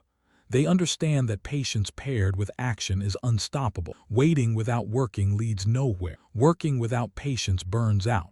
The combination is power. Breathe again. Notice how much energy is wasted chasing quick wins, switching directions, restarting, rebuilding foundation. Delayed gratification eliminates that waste. It commits you to one path long enough for mastery to form. Mastery cannot be rushed. You may feel pressure to show progress, to demonstrate results, to prove you are moving forward. That pressure is external. It does not serve your timeline. The most important progress is often invisible at first. Stand still. Delayed gratification also sharpens decision-making. When you are not chasing immediate payoff, your choices become cleaner. You stop asking what feels good now and start asking what matters most later. That shift changes behavior. Comfort loses its authority. Short-term sacrifice often means saying no. No to distraction. No to convenience. No to shortcuts that compromise quality. Each no strengthens your ability to say yes to what truly matters. This is not deprivation. It is precision. Winners are precise with their energy. They know where it goes. They know what it builds. They do not scatter effort hoping something sticks. They focus and trust the process. Winners wait and work. Stand still again. You may notice resistance when gratification is delayed. The mind looks for justification. It questions whether the effort is worth it. It compares timelines. It whispers that others are getting ahead. These thoughts are not truth. They are impatience seeking relief. Let them pass. Delayed gratification is not about denying pleasure forever. It is about sequencing it correctly. Pleasure that follows effort is different. It is deeper. It lasts longer. It reinforces identity instead of weakening it. Earned satisfaction builds confidence. Immediate gratification builds dependency. Breathe. Feel how grounded it feels to choose effort now and trust results later. That trust stabilizes. It removes urgency. Urgency leads to mistakes. Patience allows precision. Short-term sacrifice may isolate you at times. Others may not understand why you are saying no, why you are consistent, why you are disciplined. That misunderstanding is temporary. Results clarify what explanations cannot. Stand still. Delayed gratification also builds resilience. When you are accustomed to waiting, setbacks do not destabilize. You are not rushing toward an outcome. You are building capacity. Capacity absorbs challenge without collapse. That resilience becomes confidence. You stop reacting emotionally to slow progress. You understand that slow progress is still progress. You stop needing constant reassurance. You trust the direction. Winners wait and work. This is not passive patience. It is active endurance. It is showing up even when progress feels flat. It is maintaining standards even when enthusiasm fades. It is continuing without external reward. Again, each day you choose delayed gratification. You strengthen your future self. You make tomorrow easier by making today disciplined. You reduce the need for willpower by building habits that carry you forward. Habits are delayed gratification in action. Stand still again. Consider how many opportunities fail not because they were wrong, but because they were abandoned too early. The waiting phase is where most people quit, not because they lack ability, but because they misinterpret silence as failure. Silence is incubation. Growth often happens below the surface. Roots form before branches.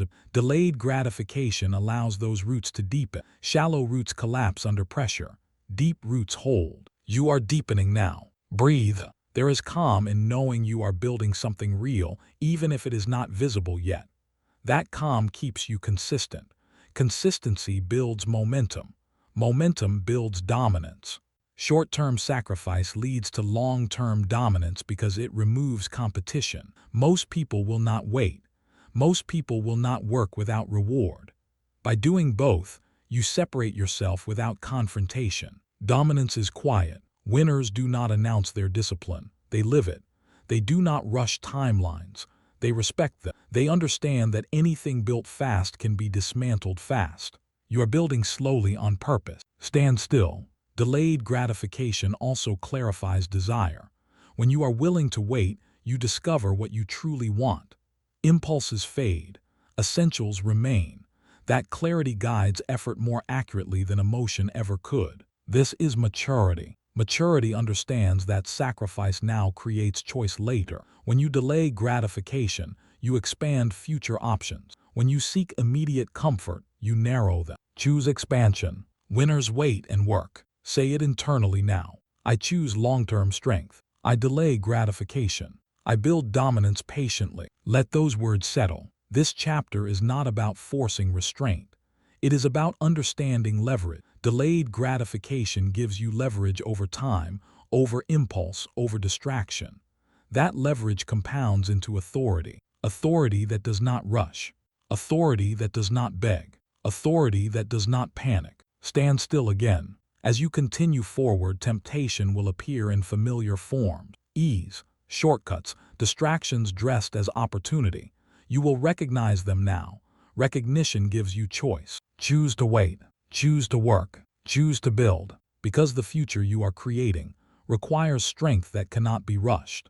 And the next stage will ask you to release even more. Not comfort but identity. An old version of you, will no longer fit the power you are building. Chapter 12. Killing the Old Identity. There is a moment in growth that feels heavier than discipline, lonelier than solitude, and more uncomfortable than waiting. It is the moment you realize that becoming who you are meant to be requires letting go of who you have been, not improving it, not adjusting it, ending it. This is not dramatic. It is quiet, and it is final. Growth requires endings. The old identity did not fail you. It served you. It protected you. It helped you survive a version of life that demanded adaptation, caution, and restraint. Honor that. There is no resentment, no rejection, only recognition that what once worked no longer fits. You cannot carry every version of yourself forward. Old identities linger because they are familiar. They know your habits, your fears, your excuses. They know how to keep you safe by keeping you predictable. Killing an old identity feels dangerous because it removes certainty, but certainty is not growth. Certainty is repetition. Stand still here. Feel the weight of the identity you've been carrying, the patterns, the reactions, the roles you default to without thinking. Some of them feel comfortable, some of them feel heavy, all of them feel known. Letting go of them feels like stepping into open space without guarantee. That space is necessary. Killing the old identity does not mean erasing your past. It means releasing attachment to behaviors that no longer align. It means no longer defending habits that limit you. It means no longer explaining why you are still the same. Let go without apology. Apology keeps the door open. Apology invites negotiation. Growth requires closure. You do not need permission to change. You do not need consensus to evolve. You do not need understanding to move forward. Stand still again. Notice how often the old identity tries to justify itself. It says, "This is just how I am." It says, "This is how I've always done things." It says, "This works well enough." These statements feel calm, but they are resistant. Resistance is the last defense of an outdated self. Killing the old identity is not violent. It is deliberate. It is the decision to stop feeding behaviors that no longer serve your direction. Identity survives through repetition. When repetition stops, identity dissolves. This is where many people hesitate. They fear losing themselves, but what they are really losing is limitation. What they are really releasing is a version of self that was shaped by survival instead of intention. Growth requires endings. You cannot step fully into a new standard while keeping old exceptions alive. You cannot embody discipline while protecting old excuses. You cannot claim authority while clinging to old avoidance. Stand still. There may be grief here. That is natural. Endings involve loss. You are letting go of familiarity, of certainty, of patterns that once gave you comfort. Allow the grief without dramatizing. Grief does not mean regret. It means transition. Breathe. Killing the old identity also means disappointing expectations, not maliciously, inevitably. Others may still relate to you were. They may expect old reactions, old compliance, old availability. When you do not provide it, friction appears. That friction confirms the change. Let go without apology. You do not need to announce your transformation. You do not need to explain it. You do not need to defend it. Your consistency will speak louder than your words. Silence paired with changed behavior is unmistakable. Stand still again. Notice how tempting it is to revisit the old identity when things get uncomfortable. It offers relief. It offers familiarity. It offers a return to known ground. But that ground no longer supports who you are becoming. Returning feels safe. Staying forward feels uncertain. Choose forward. Killing the old identity requires commitment. Not once, repeatedly. Old habits will resurface.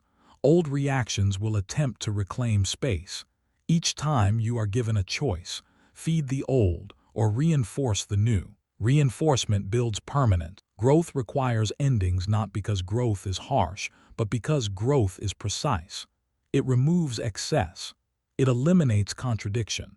It demands coherence between values and behavior. Stand still. There is strength in ending without resentment, in releasing without blame, in moving forward without dragging old explanations behind you. That strength is maturity. You are not punishing the old self. You are retiring it. Retirement is earned. The old identity carried you as far as it could.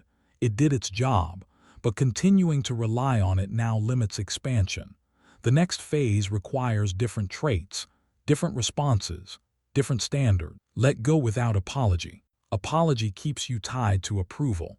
Approval belongs to the old identity. The new identity answers inwardly. It does not ask to be understood.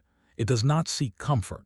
It moves with intention. Stand still again. Feel how clean it is to stop defending what no longer fits.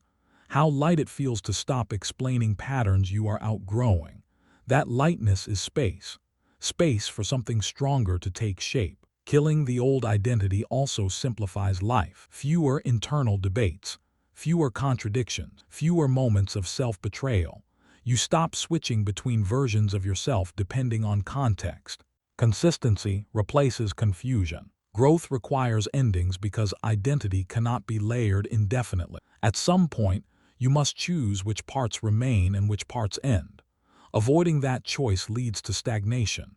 Making it leads to clarity. Stand still. You may fear that without the old identity you will be exposed, that you will lack protection, that you will be vulnerable.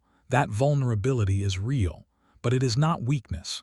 It is openness to growth. Protection that prevents growth is no longer protection. Breathe. The old identity may try to negotiate. It may promise to change slightly, to behave better, to compromise. But compromise delays transformation. Transformation requires clean breaks. Let go without apology. This does not mean you reject your history. You integrate it. You keep the lessons. You release the limitations. History informs you. It does not define you. Stand still again. There is a moment when the old identity loses power. Not all at once, but gradually. You stop reacting the same way. You stop choosing the same patterns. You stop explaining the same behavior. Over time, the old self feels distant. That distance is growth made visible. Growth requires endings, and endings require courage. Courage to disappoint. Courage to be misunderstood. Courage to move forward without guarantees.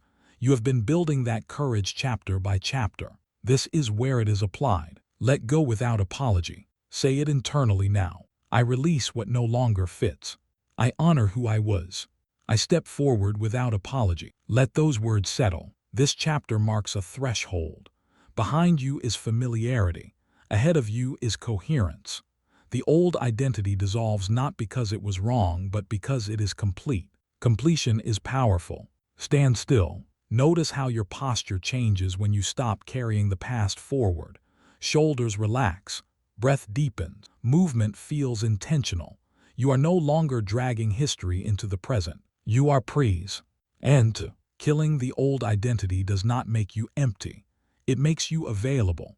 Available for a higher standard. Available for deeper focus.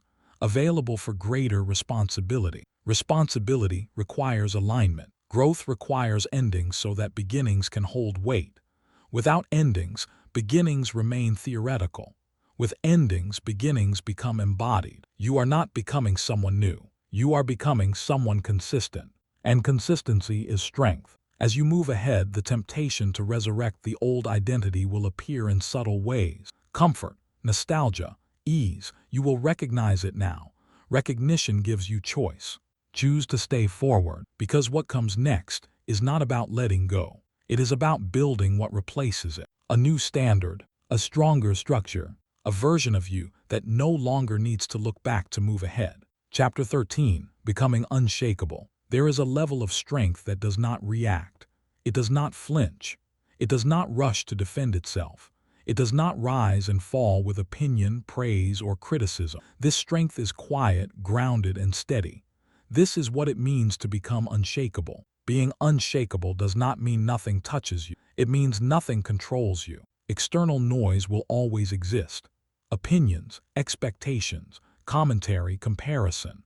The world is loud by design. It pulls for your attention. It competes for your focus. It invites reaction. If your stability depends on silence outside of you, it will never last. Stability must come from inside or it does not exist at all. Stand still here. Notice how often your internal state has shifted because of something external. A comment, a reaction, a lack of response, a tone. These moments feel small, but their impact accumulates. Over time, external noise trains your nervous system to stay alert, reactive, and unsettled. Becoming unshakable is the process of reclaiming that internal ground. It begins when you stop giving meaning to every signal, when you stop assuming every reaction requires a response, when you stop letting the volume of the outside world dictate the direction of your inner world. External noise loses power when you stop feeding. Noise feeds on attention. When you remove attention, it weakens. This does not mean ignoring reality. It means choosing what deserves your energy. There is a difference between information and interference. Learning to distinguish between the two is part of stability. Breathe. Feel how your body responds when you stop scanning for reaction. Shoulders soften. Breath deepens. The mind slows. This is not avoidance. This is regulation. A regulated system is harder to destabilize. Stability comes from inside. Internal stability is built through alignment. When your actions match your values, noise loses leverage. When you are clear on who you are and why you move, opinions become background. They exist, but they do not decide. Stand still again. You may notice that noise feels louder when you are uncertain. Doubt amplifies external input. Confidence quiets it. Not the loud confidence of performance, but the calm confidence of self-trust. Self-trust stabilizes. When you trust your decisions, you do not rush to adjust them. When you trust your direction, you do not chase validation. When you trust yourself, you do not panic at disagreement. Becoming unshakable is not about control. It is about consistency. Consistency builds predictability within yourself. Predictability creates safety. Safety allows calm. Calm allows clarity. Clarity reduces reaction. This is a chain. You are strengthening it now. External noise often tries to provoke urgency. It wants immediate reaction, immediate explanation, immediate correction. Urgency destabilizes. Stability slows response. When you pause, you regain choice. Stand still. Pausing is not weakness. It is strength under control. When you pause, you prevent external noise from hijacking your behavior. You allow your internal standard to lead. Stability comes from inside. Notice how often reactions are driven by emotion rather than intention. Emotion is information, but it is not instruction. Instruction comes from value. Values are stable. Emotions fluctuate. When values lead, stability follows. Breathe again. Feel the steadiness that comes from returning to your core. Your standards, your direction, your commitment, these do not change based on opinion. They do not rise and fall with response. They hold. This is what unshakable feels like. You may still feel emotion. You may still notice reactions, but they no longer dictate behavior. They pass through without leaving damage. You observe without absorbing. Observation is power. External noise loses power when you stop personalizing. Much of what others express is not about you. It is about their perspective, their experience, their internal state. When you understand this, detachment becomes easy. Detachment is not indifference. It is discernment. Stand still again. Discernment allows you to choose what matters. Not every opinion is relevant. Not every reaction is meaningful. Not every critique is constructive. When you stop treating all noise as equal, your focus sharpens. Sharp focus creates stability. Stability does not mean rigidity. It means adaptability without loss of center. You can adjust tactics without abandoning principle. You can listen without surrendering direction. Becoming unshakable means you bend without breaking. External noise often tries to rush you into explanation, to defend, to justify, to prove. Unshakable presence does not rush. It allows time to reveal truth. Time favors consistency. Consistency exposes reality. Stand still. You may notice that as you become more stable, reactions change. Some people test boundaries. Some push harder. Some become quieter. These reactions are not obstacles. They are adjustment. Systems recalibrate when one part changes. Stay grounded. Stability inside you creates gravity. Others begin to orient around it, not because you demand it, but because steadiness is rare. Rare things attract attention, but you are not here for attention. You are here for alignment. Stability comes from inside. Internal stability is reinforced every time you choose not to react impulsively, every time you pause instead of explaining, every time you return to your standard instead of chasing reassurance. These moments build strength. Breathe. Notice how much energy reaction consumes. The replaying, the rehearsing, the justifying. Stability eliminates this waste. Energy returns. Focus increases. Presence deepens. Presence is unshakable. When you are present, you are not pulled into imagined outcomes. You are not lost in projection. You are here, now, acting with clarity. External noise cannot destabilize presence. Stand still again. Becoming unshakable does not mean isolating yourself. It means interacting from a place of self-command. You engage without losing balance. You listen without losing direction. This balance is leadership. Leaders are not unshakable because they are immune. They are unshakable because they are anchored. Anchors hold regardless of surface movement. You are building that anchor now. External noise will continue. It will test you. It will invite reaction. Each invitation is an opportunity to reinforce stability, to choose calm, to choose alignment. Choose again. Stability comes from inside. Say it internally now. I am grounded. I am steady. I am unshakable. Let those words settle into your posture, into your breath, into your decisions. Notice how stability changes your relationship with challenge. Challenges no longer threaten identity. They become tasks. Problems become processes. Criticism becomes data. Data does not shake you. Data informs you. This shift is powerful. Becoming unshakable also means accepting that not everyone will approve. Approval is unstable. Stability comes from self-respect. Self-respect does not fluctuate. Stand still. You may feel moments where old reactions try to return. Patterns formed over years do not vanish instantly. When they appear, notice them. Do not judge. Return to center. Each return strengthens the anchor. Repetition builds permanence. External noise loses power not because it disappears, but because you change how you relate to it. Relationship determines influence. When you stop engaging emotionally, influence fades. This is not detachment from life. It is engagement without chaos. Stability comes from inside. As you continue, you will notice that fewer things trigger you, not because you care less, but because you are clearer. Clarity filters noise automatically. Automatic filtering is maturity. You no longer have to work to stay calm. Calm becomes default. Reaction becomes the exception.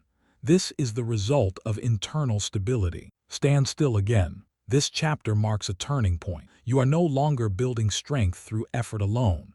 You are stabilizing strength through integration.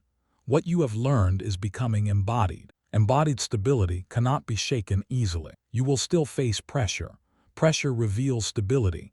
And each time you remain grounded under pressure, confidence deepens. Not loud confidence, quiet certainty. That certainty carries forward. External noise will try to pull you outward again. You will recognize it. Recognition gives you choice. Choice preserves stability. Choose to stay centered, because what comes next will not test your discipline or patience. It will test your calm, and calm, when rooted inside, becomes the final advantage. Chapter 14. The calm of real confidence. Real confidence does not announce itself. It does not interrupt. It does not compete for attention. It does not need to be seen to exist. Real confidence is quiet because it is settled. It has nothing to prove and nowhere to rush. It stands fully present without tension. This calm did not come from comfort. It came from alignment. There is a kind of confidence that is loud. It fills space. It explains itself. It performs. That confidence is fragile because it depends on response. When the response changes, it collapses. Real confidence is different. It is calm because it is internal. It is not waiting for feedback. It is not scanning the room. It is not adjusting its posture based on reaction. True confidence doesn't rush. Rushing is a signal of uncertainty. When you rush to speak, to act, to prove, you reveal a need to be validated quickly. Calm confidence has patience. It allows moments to unfold. It trusts timing. It understands that what is solid does not need urgency. Stand still here. Feel the difference between tension and presence. Tension is effortful. Presence is grounded. Tension tries to control outcome. Presence allows outcomes to reveal themselves. Confidence grows when you stop forcing and start embodying. No loudness, no proving, just presence. Presence means you are fully where you are, not rehearsing what to say next, not defending what you've already done, not anticipating judgment. You are here, listening, observing, responding only when necessary. That presence is felt immediately. People sense calm confidence before they understand it. It shows in how you move, how you pause, how you speak less but mean more. Calm confidence is not passive, it is deliberate. It chooses restraint over reaction. True confidence doesn't rush because it trusts itself. When you trust yourself, you don't hurry decision. You don't chase agreement. You don't fear silence. Silence becomes an ally. It gives weight to your words. It creates space for others to adjust. Stand still again. Notice how calm confidence changes your internal dialogue. There is less urgency, less self-correction, less mental noise. You are not asking, "Am I doing this right?" You are acting from alignment. Alignment quiets doubt. This calm was built, not inherited. It came from discipline when mood was absent, from patience when results were slow, from solitude when support was minimal, from endings when identities had to be released. Calm confidence is the reward for consistency. No loudness means you no longer need to convince. Convincing is effort. Confidence is acceptance. Acceptance of who you are, and where you are going. Acceptance does not mean settling. It means standing firmly in your direction. Stand still. You may remember times when you felt the need to assert yourself strongly, to be seen, to be heard, to make sure others understood your value. That need came from uncertainty, not weakness. Calm confidence arrives when that uncertainty dissolves. When you know your value, you do not advertise it. True confidence doesn't rush to fill space. It allows space to exist. That space can feel uncomfortable for others. They may rush to fill it themselves. Calm confidence remains unbothered. Presence creates gravity. Gravity does not chase, it draws. When you stop proving, energy returns. Proving is exhausting. Presence is sustainable. Presence allows you to listen more deeply, to respond more precisely, to move when it matters. No loudness, no proving, just presence. Stand still again. Feel how your body responds when you drop the need to impress. Shoulders soften, jaw relaxes, breath deepens. This physical calm is not accidental. It reflects internal certainty. Internal certainty changes everything. You speak when there is something to say. You act when action is aligned. You wait when waiting serves timing. Waiting no longer feels like delay. It feels like control. True confidence doesn't rush because it understands leverage. Acting too soon weakens leverage. Speaking too early dilutes impact. Calm confidence chooses timing with intention. Timing is power. You may notice that as confidence becomes calmer, some people misinterpret it. They may assume disinterest, or distance, or indifference. That misunderstanding is temporary. Calm confidence does not correct perception. It remains consistent until clarity forms. Consistency clarifies more than explanation. Stand still. There is a deep relief in no longer needing to perform confidence. Performance is effortful. Embodiment is natural. When confidence is embodied, it becomes your default state, not something you switch on. This is maturity. Maturity understands that you do not need to win every moment. You do not need to be right every time. You do not need to dominate conversation. Calm confidence allows others to speak without feeling threatened. It listens without losing ground. No loudness does not mean no strength. Calm confidence is strong because it is controlled. Control is the ability to choose response. Calm confidence always chooses. True confidence doesn't rush when challenged. It pauses, it considers, it responds if necessary. Often it does nothing at all. Doing nothing can be the most powerful response. Stand still again. Notice how calm confidence handles uncertainty. It does not panic. It does not catastrophize. It gathers information. It waits. It trusts process. Urgency often comes from fear. Calm confidence comes from trust. Trust in self. Trust in direction. Trust in timing. This trust was built through experience, through surviving discomfort, through acting without applause, through delayed gratification. through letting go of old identity. Calm confidence is the integration of all of that work. You earned this. No proving means you no longer measure yourself through reaction.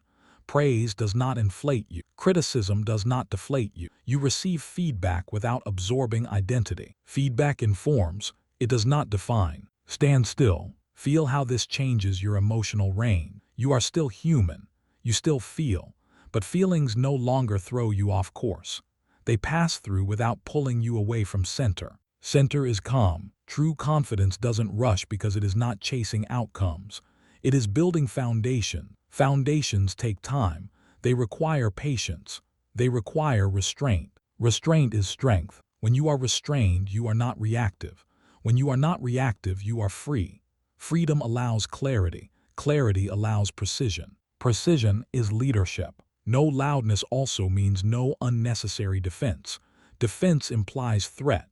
Calm confidence does not feel threatened easily. It knows where it stands. That knowledge is grounding. Stand still again. You may notice moments where old habits try to resurface. The urge to prove, to assert, to rush. When that happens, pause, breathe, return to presence. Each return deepens calm. Calm deepens with repetition. Over time, this calm becomes unmistakable. Not because it demands attention, but because it changes the atmosphere. Rooms feel different when calm confidence enters. Conversations slow. Energy steady. This is influence without force. True confidence doesn't rush because it does not fear being left behind. It knows where it is going. It understands that pace is part of strategy. Fast is not always effective. Slow is not always weak. Calm confidence chooses the pace that sustains power. Stand still. You are no longer in competition with others. Comparison fades when confidence stabilizes. You respect others without measuring yourself against them. That respect is genuine because it is not threatened. Threat disappears when identity is secure. No loudness, no proving, just present. Say it internally now. I am calm. I am present. I am confident without rushing. Let those words settle into your body. Notice how they feel different from affirmation. They feel descriptive, like truth. That is the sign that confidence has shifted from aspiration to embodiment. This chapter marks a refinement. You are no longer building confidence through effort alone. You are allowing confidence to express itself through calm. Calm is not the absence of intensity. It is intensity under control. As you move forward, situations will arise that once triggered urgency. You will notice the difference now. The pause, the breath, the choice. That difference is growth made visible. True confidence doesn't rush. It arrives. It stays. It holds. And from this calm, the next level emerges. Not louder, not faster, but more focused. Because what comes next will not require more effort. It will require precision. Chapter 15.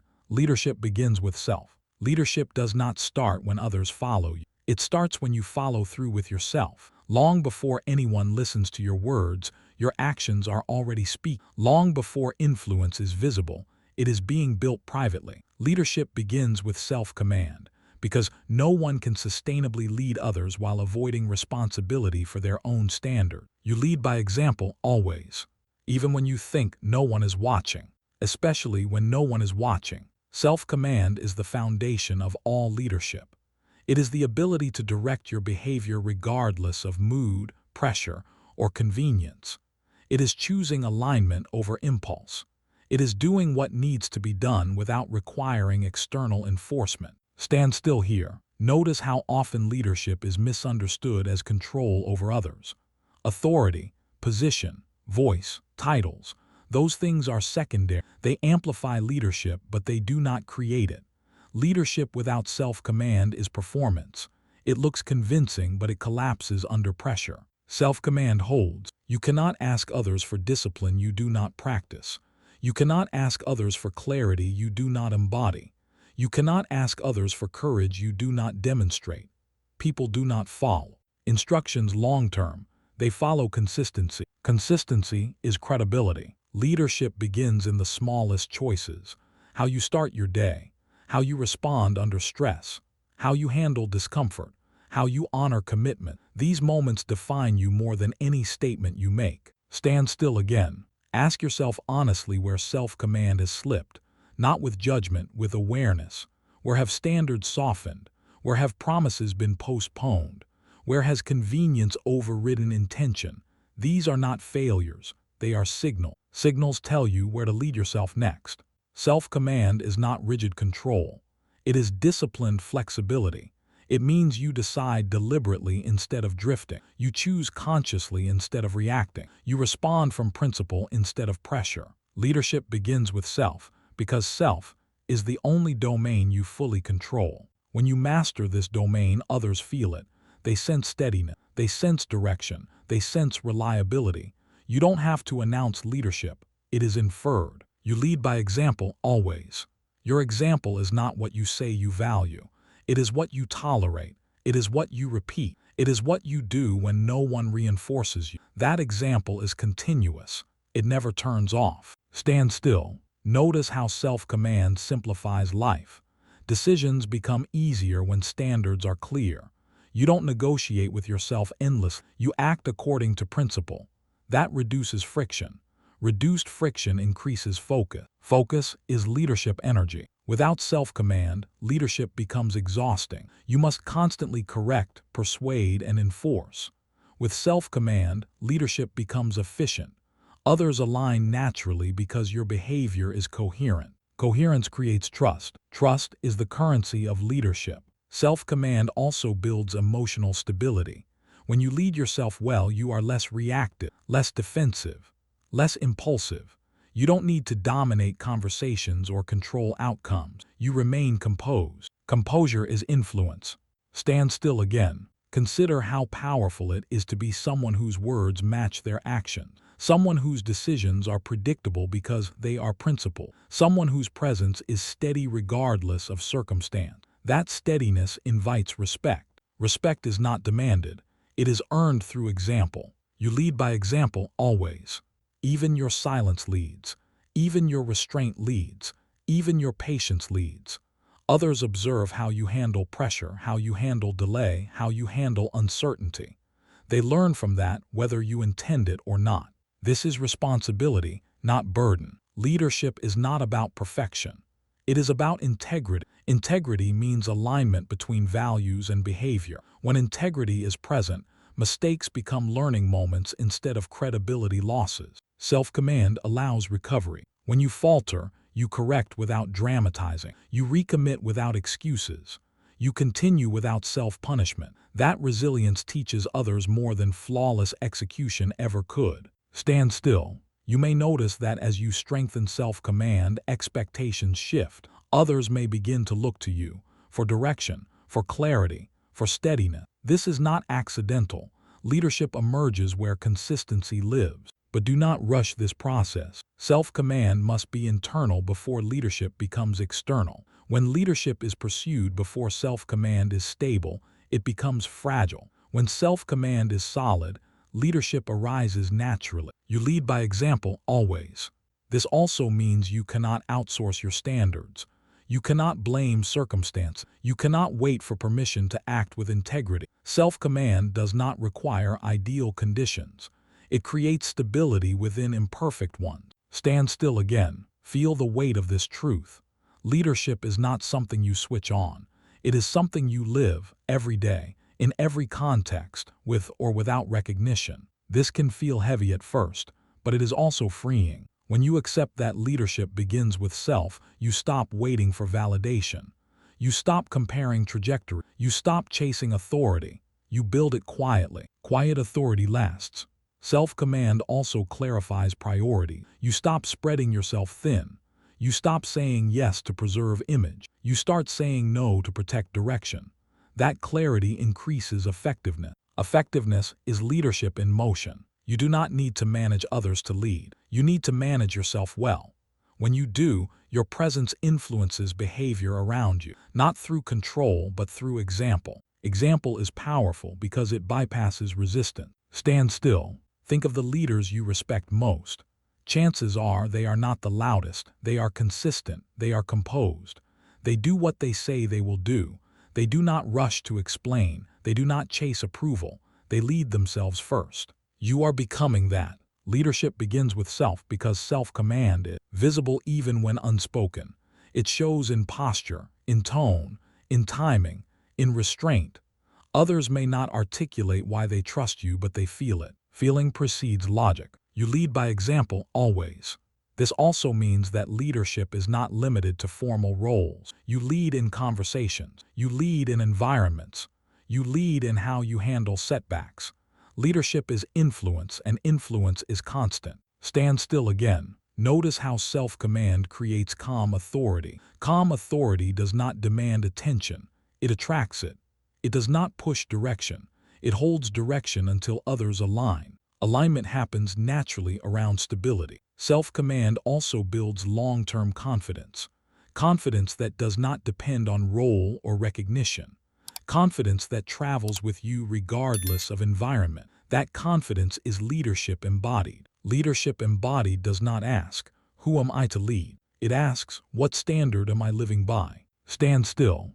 Ask yourself what example you are setting right now, through action, through consistency, through discipline.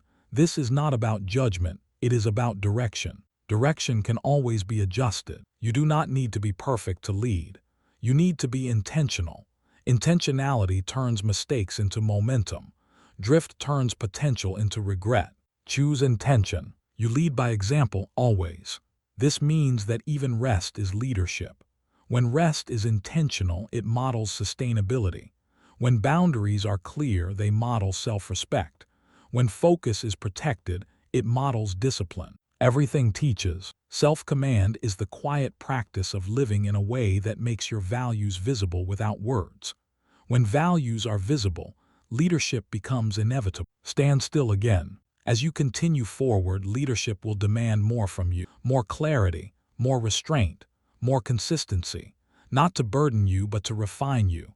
Leadership is refinement. Refinement removes excess. Refinement sharpens impact. Refinement stabilizes direction. Self-command is the tool of refinement. You may feel moments where you wish leadership were easy, where you wish you could relax standards, where you wish you could drift. Those moments will pass. What remains is strength. Strength built from within. Leadership begins with self because self-command is the only form of leadership that cannot be taken away. Titles can change. Roles can end. Influence rooted in example endures. Endurance matters. You are not here to lead temporarily. You are building something that lasts. That requires internal structure, internal discipline, internal clarity. You are building that now. Say it internally. I lead myself. I set the standard. I lead by example. Let those words settle. Notice how they do not feel like ambition. They feel like responsibility. Responsibility carried willingly becomes strength. This chapter is not a declaration of authority over others. It is a declaration of responsibility to yourself. From that responsibility, leadership grows organically. And as you move forward, leadership will be tested. Not by others, but by moments where self-command is inconvenient. Those moments will define you. Choose to lead yourself there. Because what comes next will not ask whether you can inspire others. It will ask whether you can maintain focus when distractions multiply. And leadership at its highest level is focus held under pressure. Chapter 16, Pressure is Privilege. Pressure arrives when something important is happening. It does not show up by accident. It appears when responsibility increases, when standards rise, when expectations sharpen. Pressure is not random. It is selective. It finds those who are capable of carrying more and places weight where growth is possible. Pressure is privilege. Most people spend their lives trying to avoid it. They look for comfort. They design routines that protect them from intensity. And in doing so, they also protect themselves from expansion. Pressure does not reach everyone because not everyone would survive it. This is not arrogance. It is reality. Not everyone is built for this level. Pressure is the signal that you have entered a higher tier of responsibility. It means your actions matter more. Your decisions carry more weight. Your presence influences outcomes. Pressure does not ask permission.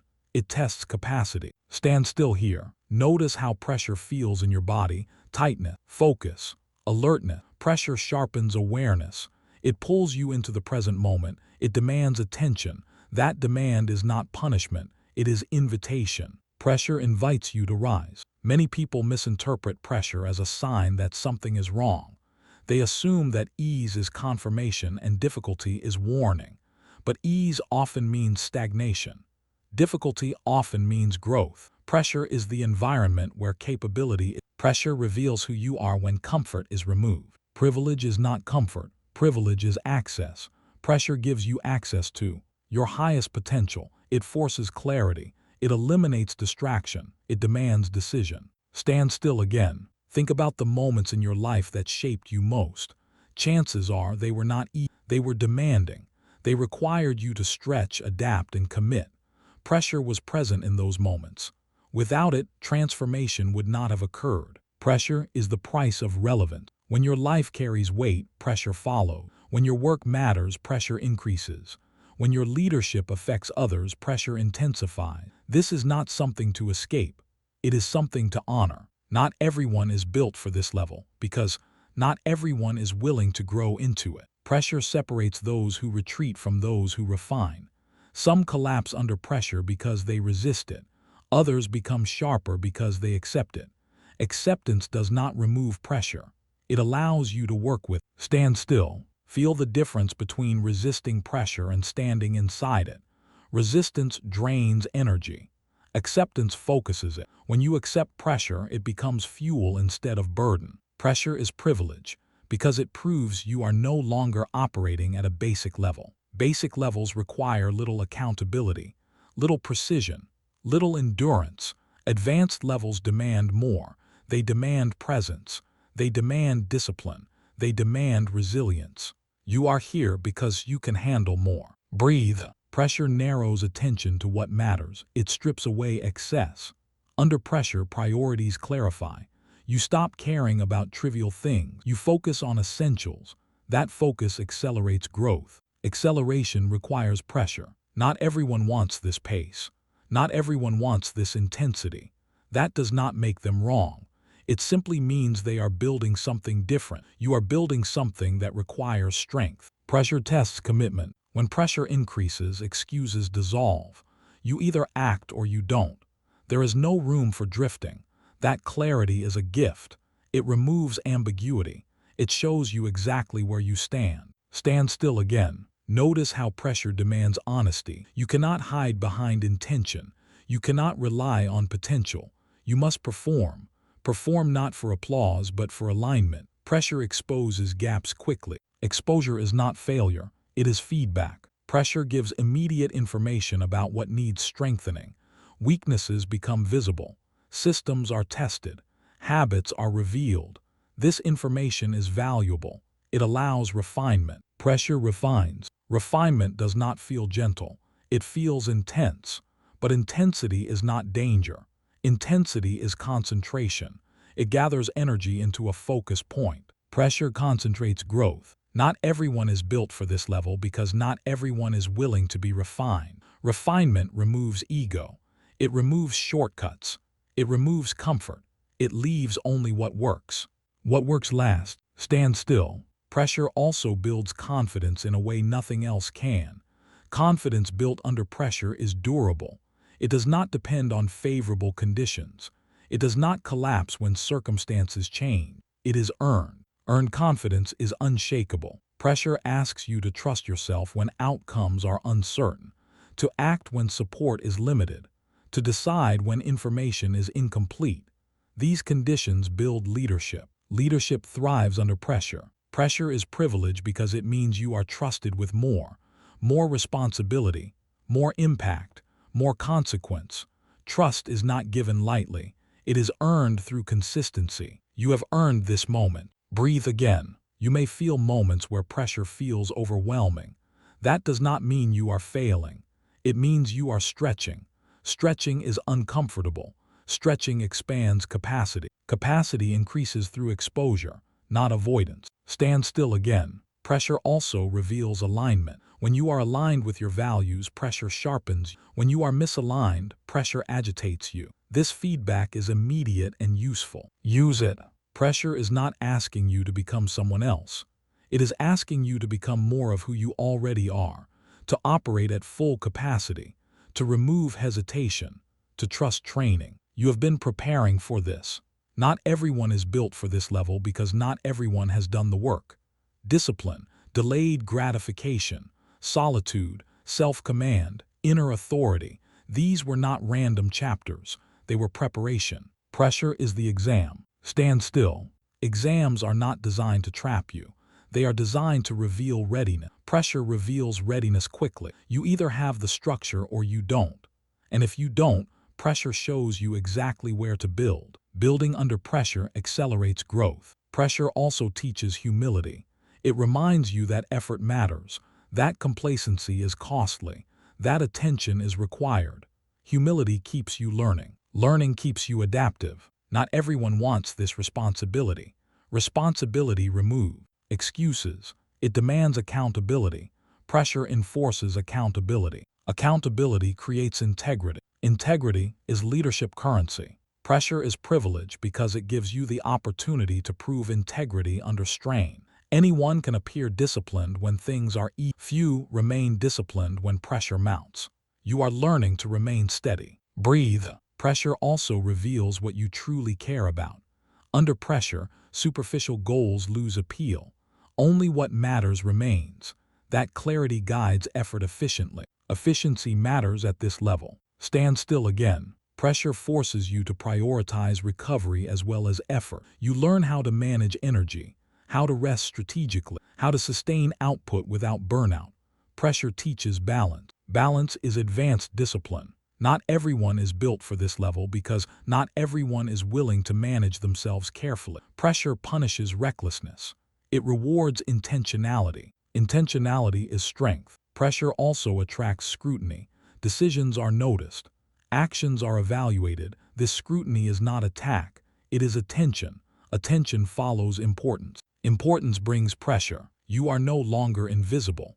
That is not a burden. It is confirmation. Stand still. Pressure invites you to raise standards. Lower standards collapse under pressure. Higher standards hold. When pressure arrives, standards are tested immediately. Raise them. Pressure is privilege because it means you are no longer operating in anonymity. Your work matters. Your decisions matter. Your example matters. Leadership lives here. Not everyone is built for this level because not everyone wants the weight of consequence. Consequence requires ownership. Ownership requires maturity. You are choosing maturity. Breathe again. Pressure also demands emotional regulation. You cannot afford to react impulsively. You must remain composed. Composure under pressure is rare. Rarity creates value. Pressure reveals whether calm is learned or temporary. Learned calm holds. Temporary calm collapses. You are building learned calm. Stand still again. Pressure will not lessen because you complain. It will not disappear because you resist. It will transform when you transform. Pressure adjusts to capacity. As capacity grows, pressure feels different. What once felt overwhelming becomes manageable. What once felt heavy becomes normal.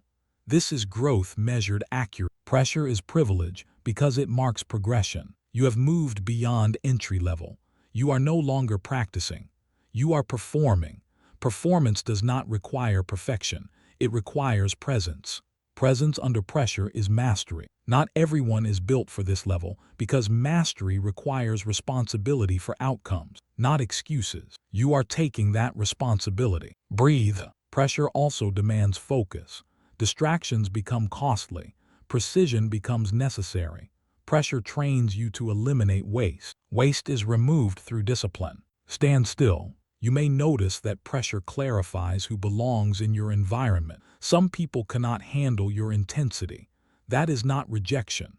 It is alignment sorting itself. Leadership narrows circle. Pressure is privilege because it simplifies life. Fewer options, clear priorities, direct consequences. Simplicity increases effectiveness. Effectiveness builds confidence. Not everyone is built for this level because simplicity requires courage. Courage to say no. Courage to disappoint. Courage to choose long-term impact over short-term comfort. You are choosing impact. Stand still again. Pressure will continue to rise as you grow. This is not a warning. It is a trajectory. Each level prepares you for the next. Pressure is not an enemy to defeat. It is a companion to master. Mastery changes relationship. Pressure becomes information instead of threat. It tells you where to adjust, where to strengthen, where to focus. Use it. Pressure is privilege because it proves you are capable of more. It trusts you with more. It invites you to lead at a higher level. Not everyone is built for this level. You are. Say it internally now. Pressure sharpens me. Pressure proves my capacity. I am built for this level. Let those words settle. Feel how pressure feels different when you stop resisting it, when you stop interpreting it as danger, when you recognize it as confirmation. Confirmation that you are no longer preparing. You are performing, and as you move forward, pressure will not decrease. It will refine. It will demand more precision, more calm, more focus. That focus is what comes next, because pressure selects for those who can hold attention steady when everything else demands reaction. Final conclusion. You are not the same person who began this journey. That version of you was searching, adjusting, waiting, managing. This version stands, calm, grounded, certain, not because the world changed, but because you did. What you've built is not motivation. It is structure, not excitement, but identity. You no longer reach outward for permission. You no longer negotiate with doubt. You no longer wait to feel ready. You are ready. This readiness did not come from comfort. It came from pressure, from discipline when mood disappeared, from patience when results were invisible, from silence when explanations felt tempting, from standing alone without collapsing, from choosing focus when distraction was everywhere, from responding instead of reacting, from acting before confidence arrived. All of it shaped you. You learned that approval was expensive, that comfort kept you small, that waiting delayed growth, that distraction drained power, and you chose differently. What stands here now is someone who understands that leadership is not a role. It is a posture, a way of moving through the world, a way of holding yourself when no one is watching and when everyone is watching. You learned that self-command comes first always. That authority is internal before it's visible. That calm outlasts noise. You don't rush anymore. You don't prove anymore. You don't explain what no longer needs explaining. You move. There is a quiet confidence in you, not the kind that demands attention, but the kind that changes the atmosphere. You don't need to announce who you are becoming. Your consistency does that for you. You don't need validation to continue. You trust the direction you've chosen. This is what stability feels like. Stability is not immobility.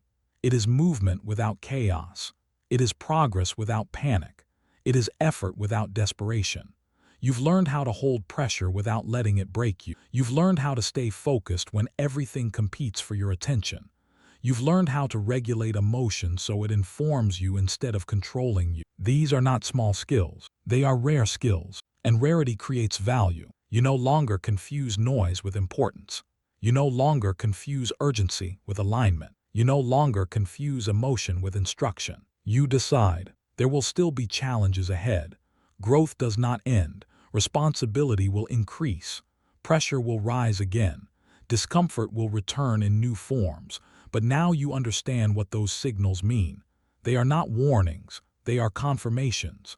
They tell you that you are still expanding. You don't retreat from that anymore. You stay. You breathe. You hold your ground. You have built a relationship with yourself that does not collapse under stress.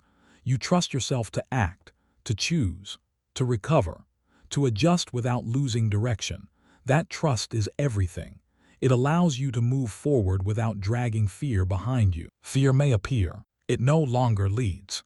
Doubt may speak. It no longer decides. You have learned that belief follows action, not the other way around. That focus compounds. That patience pays. That silence sharpens. That discipline carries you when mood disappears. That pressure selects for those who can handle more. You are one of them. This is not arrogance. It is accuracy. You didn't arrive here by accident. You arrived here by choice, repeated over time. You chose alignment when convenience was easy. You chose restraint when reaction was tempting. You chose consistency when quitting would have been simpler. Those choices rewired you. You now move with intention. You now speak with precision. You now lead with presence. Leadership will express itself differently in your life than it does in others. That does not matter. Leadership is influence, and influence comes from example. You lead in how you carry yourself, in how you respond, in how you stay grounded when others are shaken. You lead by how you live, and you will continue to refine this. You will notice subtle adjustments, quicker recovery, cleaner decisions, stronger boundaries, deeper focus. These are signs of maturity, not stagnation. You are no longer chasing growth. You are embodying it. Embodiment changes everything. You are not waiting for permission anymore. You are not asking for approval anymore. You are not explaining your direction anymore. You are walking it. There will be moments ahead where the old world tries to pull you back. Familiar habits, old expectations, comfortable patterns. You will recognize them instantly now. Recognition gives you choice, and you already know how to choose. You choose forward. You choose depth over noise. You choose discipline over impulse. You choose calm over chaos. Again and again. This is not the end of something. It is the beginning of living at a higher standard without announcing it. A standard that does not require constant effort because it is now who you are. Identity does the work now. Pause. Here for a moment. Feel the steadiness in your body, the clarity in your mind, the absence of rush. This is earned. Say it internally. I am ready. Let it land without force, without doubt. Say it again. I rise. Not aggressively, not loudly, steadily. Say it one last time. I decide who I become. This decision is no longer theoretical. It is active. It is visible in how you move, how you focus, how you choose. You are not becoming this person someday. You are this person now. So take the next step. Not hurried, not hesitant, certain. Walk forward. Stand tall. You no longer ask. You lead. You made it to the end. That already says something about you. Most people stop early. You stayed. If this audiobook challenged you, if it sharpened your focus, if it reminded you of who you're becoming, then don't let this be a one-time moment. This channel exists for people who choose growth, discipline over comfort, clarity over noise, progress over excuses. If you want more audiobooks like this, more mindset training, more leadership, more inner strength, subscribe, like this video so it reaches the people who need it, and share it with someone who's ready to rise but hasn't found the words yet. Stay consistent, protect your mind, and keep moving forward. This is only the beginning.